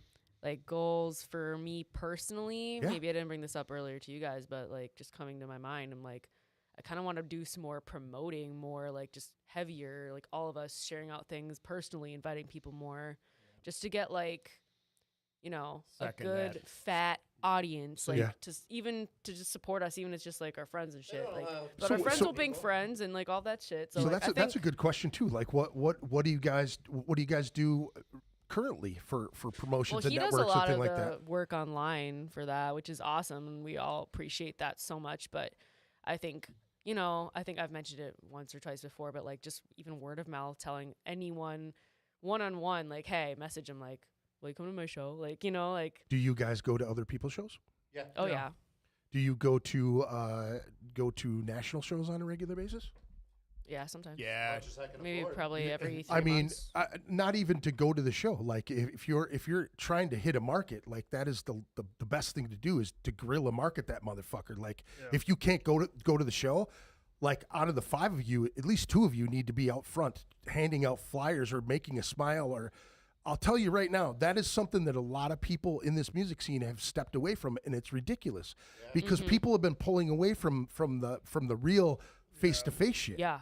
And that's Since shit that way works. before COVID. You know what I'm saying? Yeah. I'll tell you a silly story. I went to a show, American Head Charge show, as a matter of fact, walking around First Avenue. You know how I got people to come to my show? I made up a fucking story. Want to know the story? I'm giving away a big wheel. Not any big wheel, a green machine, right? One of those motherfuckers that you do this shit. That was part of the story. I said the first 100 people that come into the thing. I turned around. I got a patch on my back. I go, you're going to get a green big wheel to put on your fucking back patch. I shit you not. I had 20 people come to me to the next show at the Triple Rock, and they go, did you already raffle off the big wheel? And I go, no, dude, I was totally making that up. And they were like, are you fucking serious? And I was like, no, sir. Are you a liar? I totally made it up. You're a liar, Greg. But Let's do here's it. the thing: is that something that's a thing that people have shied away because they're like, I can't afford to go to the show. You don't have to go to the show, but what it is if it connects to your music in any way, shape, or form. Yeah. That's the way you grab them. Is if you stand out there and hand out stickers with all your information on it. You got a QR code. Flyer to the next show on the backside has a QR code. You hand one of those out to everybody, and just be courteous and pick the flyers up if somebody throws them on the ground. That is one of the biggest things that network in the fucking world, man. It's simple. Do you go to a head shop? Do you smoke pot? You go to a head shop, right? Every head shop allows you to put your flyers on their fucking thing. Do you listen to music? Do you still buy music? Go to Cheapo. They love it when you go to Electric Fetus. Those dudes Down in the themselves Valley looked is at one of me my and favorites. said, you know what I really love is when a metal dude comes in here because they got the coolest fucking flyers. That's what the dude said to me. I would see him drinking old style or a Hams, right? The guy behind the counter who looked at my flyer and went, "Fuck yeah, I'll put that up." That's what I'm talking about.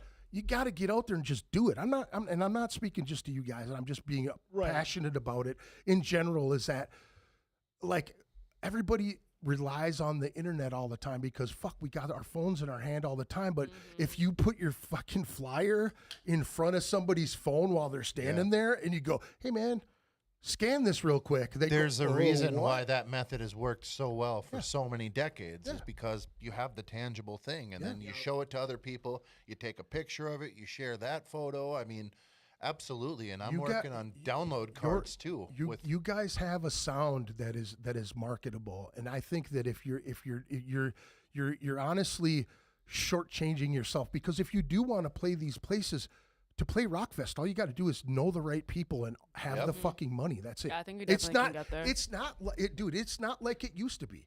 Now, when I was coming up, it was about merit, and I've said it a million times on this fucking podcast. But it was all about who you knew and whether you were holding those crowds. Remember, you said, "I want to have that fat crowd." Well, if you really want the fat crowd, you got to go out there and make them want to come there. And here's the thing: having fun things, whether it's a fat logo or a skinny logo, whether it's something. I took the logo that was sent to me that I was already grabbing at the same time that you sent it to me, and I put a whole thing of art. You sent me a bunch of shit. I made fun. I had fun with the art. I took a different photo, which you sent me one with like, you were smiling. That was the thing, is I saw her smiling where she wasn't in the other one. He was holding fists in one, and he was smiling in the other one. I was like, she's smiling, and he's holding fists. It was perfect there. Did the sunrise in the back with the city deal. I made it all work. Yeah, that's the thing. Here it is, man. You guys are very marketable. You guys have an easy to the ear, still gives it a little kick in the ass. It's still fucking, it's edgy. It's still going. It's not like, you know what I mean? Here's the thing is like, just fucking go after it, man. You know what I mean? Like we shouldn't rely on the internet so much. Is all I'm saying. Is like it's super streams important. don't mean It's kind of shit like when it comes to lazy. ticket sales. It's lazy. We spent the year inside, and then we confused inside for outside. Right. And enough people still have it confused. I agree with Oh you. yeah.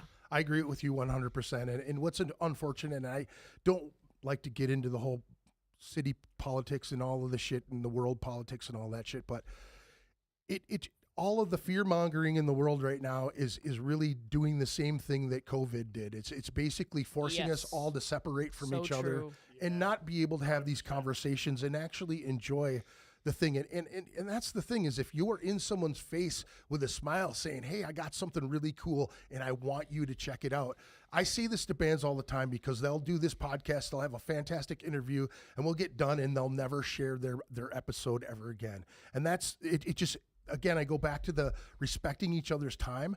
The thing is, like, I can only believe in your band so much. You have to believe in your shit. And if you have a great product, if you're working well, you're recording it, you have all of the smooth workings of a great band, you have to go 100% in it. And even if it's fun, like you said, if you do, on my last solo podcast, I read flyers. That's all I did. I just talked about the shows in the flyers. I had people chiming in, telling me the contacts of the people in different towns. And I showed 2 different spots in Duluth. I showed a guy who was doing stuff in St. Peter and Mankato. And then I saw, Les Watkins that does stuff at Big's Bar. Oh, yeah, that Slam Dakota is her thing. No, well, and that's not even it, though. If you're paying attention to her site, she's got other bands that come to that place that aren't death metal shit. She's always looking for bands, dude. She's always looking for bands. And here's the thing. If you're not going to do the jump in the van and do a month thing or a couple weeks thing, try to get out every other weekend, dude. You know what I'm saying? Duluth is fun. It's beautiful. You can make so many connections. There's so many great punk rock bands and rock bands up there, dude. You know what I'm saying? Duluth is starting to pop again. It's been 5 to 10 years that it hasn't been doing shit. Now, RT Quinlan's, there's a couple other places. Again, you can go back and just look on my page and scroll and see where those shows are. And I guarantee you, if you put a question on one of those flyers, somebody from that show or booking agents, they'll respond to you and get you the information. That's the beautiful thing about it, is that if you want to spread out a little bit more, just use the assets that you have there, dude. It's that. I don't know who reached out to me from the band and said, hey, I seen you pushing the You want to hear something funny? Is that when you guys started, you played the Toys for Tots show for the NYDM. Now here's the thing. Yeah. Want to hear something funny? Is I asked to get some songs from you guys, and you didn't send me any songs, and I was pissed. I was like, I said to Stark, I go, hey Stark, we have any I go, songs? I go, there were two bands that didn't get back to me. It wasn't Slag, they did get back to me, but they were late. But it was you guys and one other band. And here's the thing: is like, do I go? I'm not going to share their stuff. Fuck no. I go. I'm going to keep sharing their stuff. I'm going to keep sharing their stuff. And you reached out to me and you were like, hey, dude. That. I see that you're supporting our stuff. And here's the thing is like, if I see a band in the orbit, if it starts to pop up, there's a reason why it keeps popping up in my feeds. I know somebody or somebody knows somebody. Being in the scene for 35 years, you're going to know. We're slow learners. No. Gotta give us some slack. I'm just No. And I don't need to. remember the Toys for Tots thing. I remember specifically, you posted like the first 15 bands to apply. I'm going to throw your name in a hat, and we're going to draw out, and that's going to be your time slot. Yeah. And it was flat out a game of jump ball. And That was Stark. That was Stark doing that whole. Okay. That was Chris Stark doing that whole thing. But I have noticed that from like the first month or two that we actually released a song and went public, that you've been an early supporter of ours. That's why it was a no-brainer. I mean, it took several months because, I mean, I don't blame you one bit. People are wanting to line up to do your show. No, I It's just fun. appreciate you noticing it. That's the thing is I don't hold grudges, and I know that it takes a little bit to get your feet underneath you and everything That's all like good. that. It's a constant learning process. And I love sharing this learning process with other people in the middle of it. I too, you know what I'm legitimately feel bad combined with embarrassed if we didn't actually send anything and talk to us. So I'll look through the chat. 18 I'll look months through the later. chat. I'll look through the chat, but and you know what? It was one of those things that when he was promoting at the time, I was gonna do a show, and that's why I was promoting the show, and I was just gonna play those songs from each band. I was trying to incorporate everybody's band in the whole thing. You know what I mean? That's all I was trying to do. I do remember that, and I don't know. I'll take the heat for just forgetting to send. Sorry, something. I didn't mean to be. It's all right. Damn you guys! It comes with the territory, It being does. the drummer and everything. You know, you get to hang out with real musicians, but then again, you also, whatever. No, it's all good. We take turns crapping on each other all the time. So, but I mean, you've been a huge supporter of like the local scene in general, really, and just it was well worth the wait. It doing the show. all spawns back to the root of all evil. Yep. And being rest in peace. an early, kid, a young kid playing in the music scene, and Earl was one of those guys that was. Rest He in would peace, give you a Earl. shot to put your stuff on the radio, and that was the first time that I had ever gotten on the radio. So I always go back to Earl because he was one of the guys that I looked up to in the music scene. That I was like, holy shit, this guy's That's where got I a radio first station heard and everything. Black Flood Diesel Yeah. was from Earl's show, actually, and then Head Charge as well. And then 93X used to do Loud and Local, and I would be hiding in my room with the headphones on, like hours after I should have been in bed, kind of thing, listening to it. And I Patrick remember actually has a new podcast as well.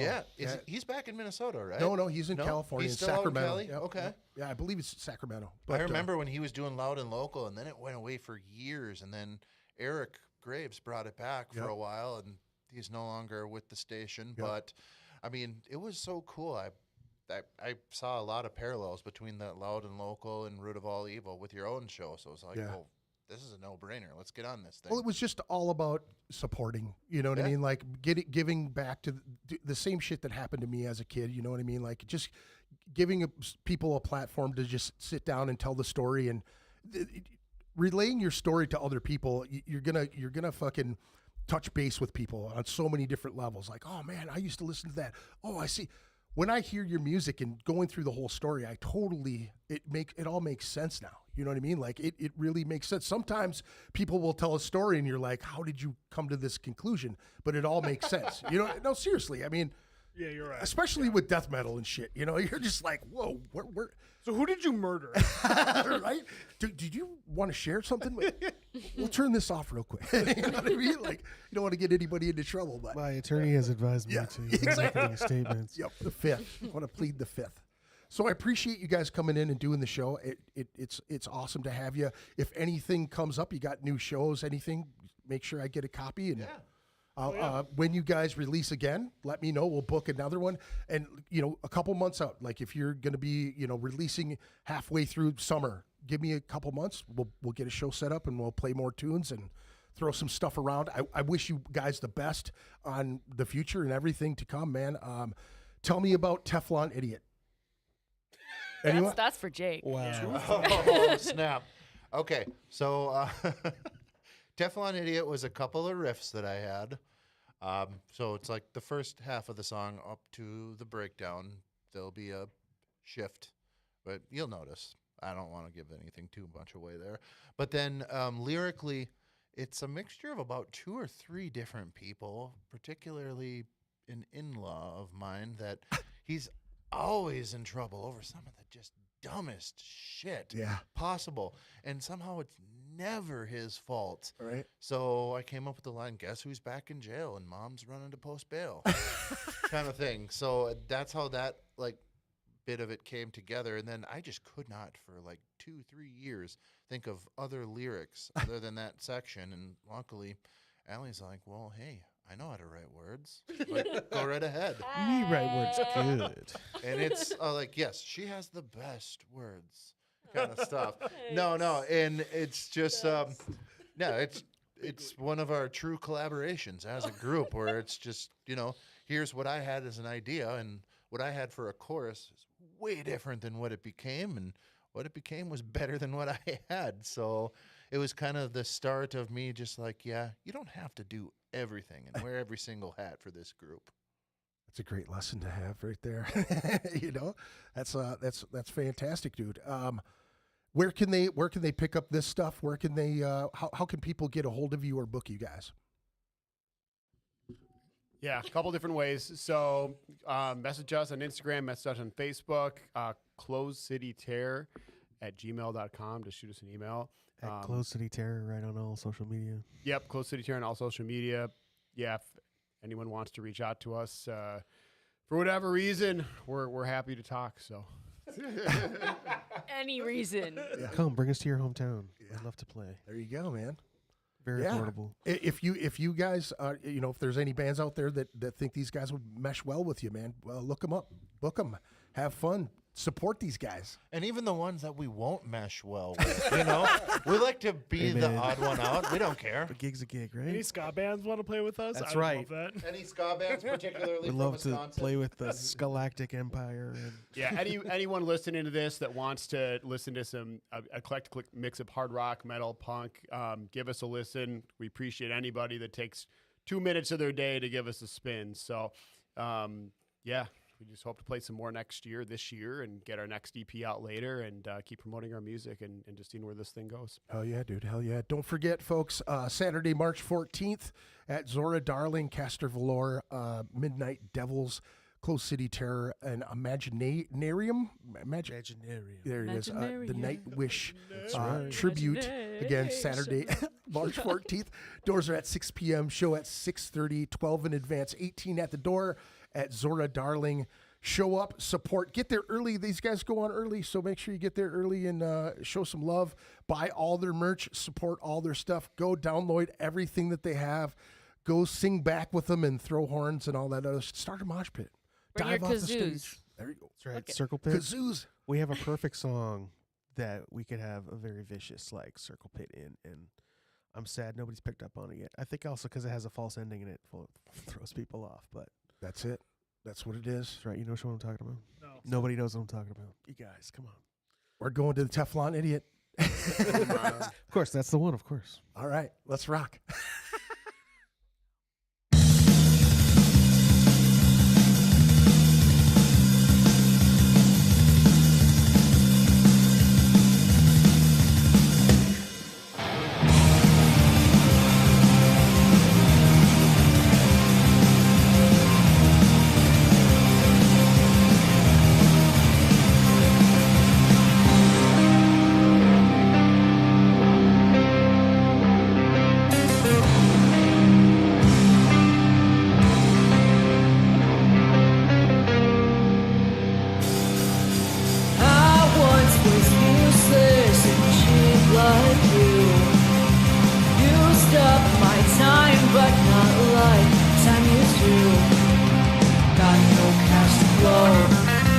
Failure's a one-man show.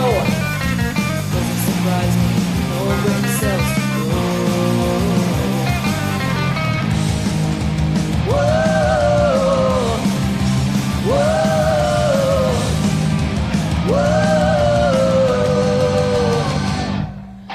Guess who's back in jail? Bombs aren't supposed to live. Using common sense. Loved one's own expense. Again, the point is missed. He slapped on the wrist. Back to the same old shit. Never gonna learn when there's bridges left to burn. He's the Teflon idiot.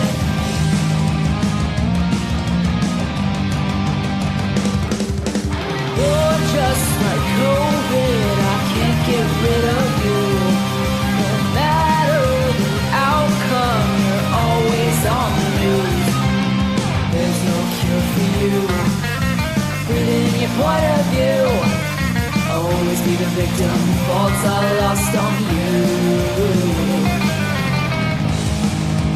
Whoa, whoa, whoa. Guess who's back in jail? Mom's running to post bail. Refusing common sense. At loved one's own expense.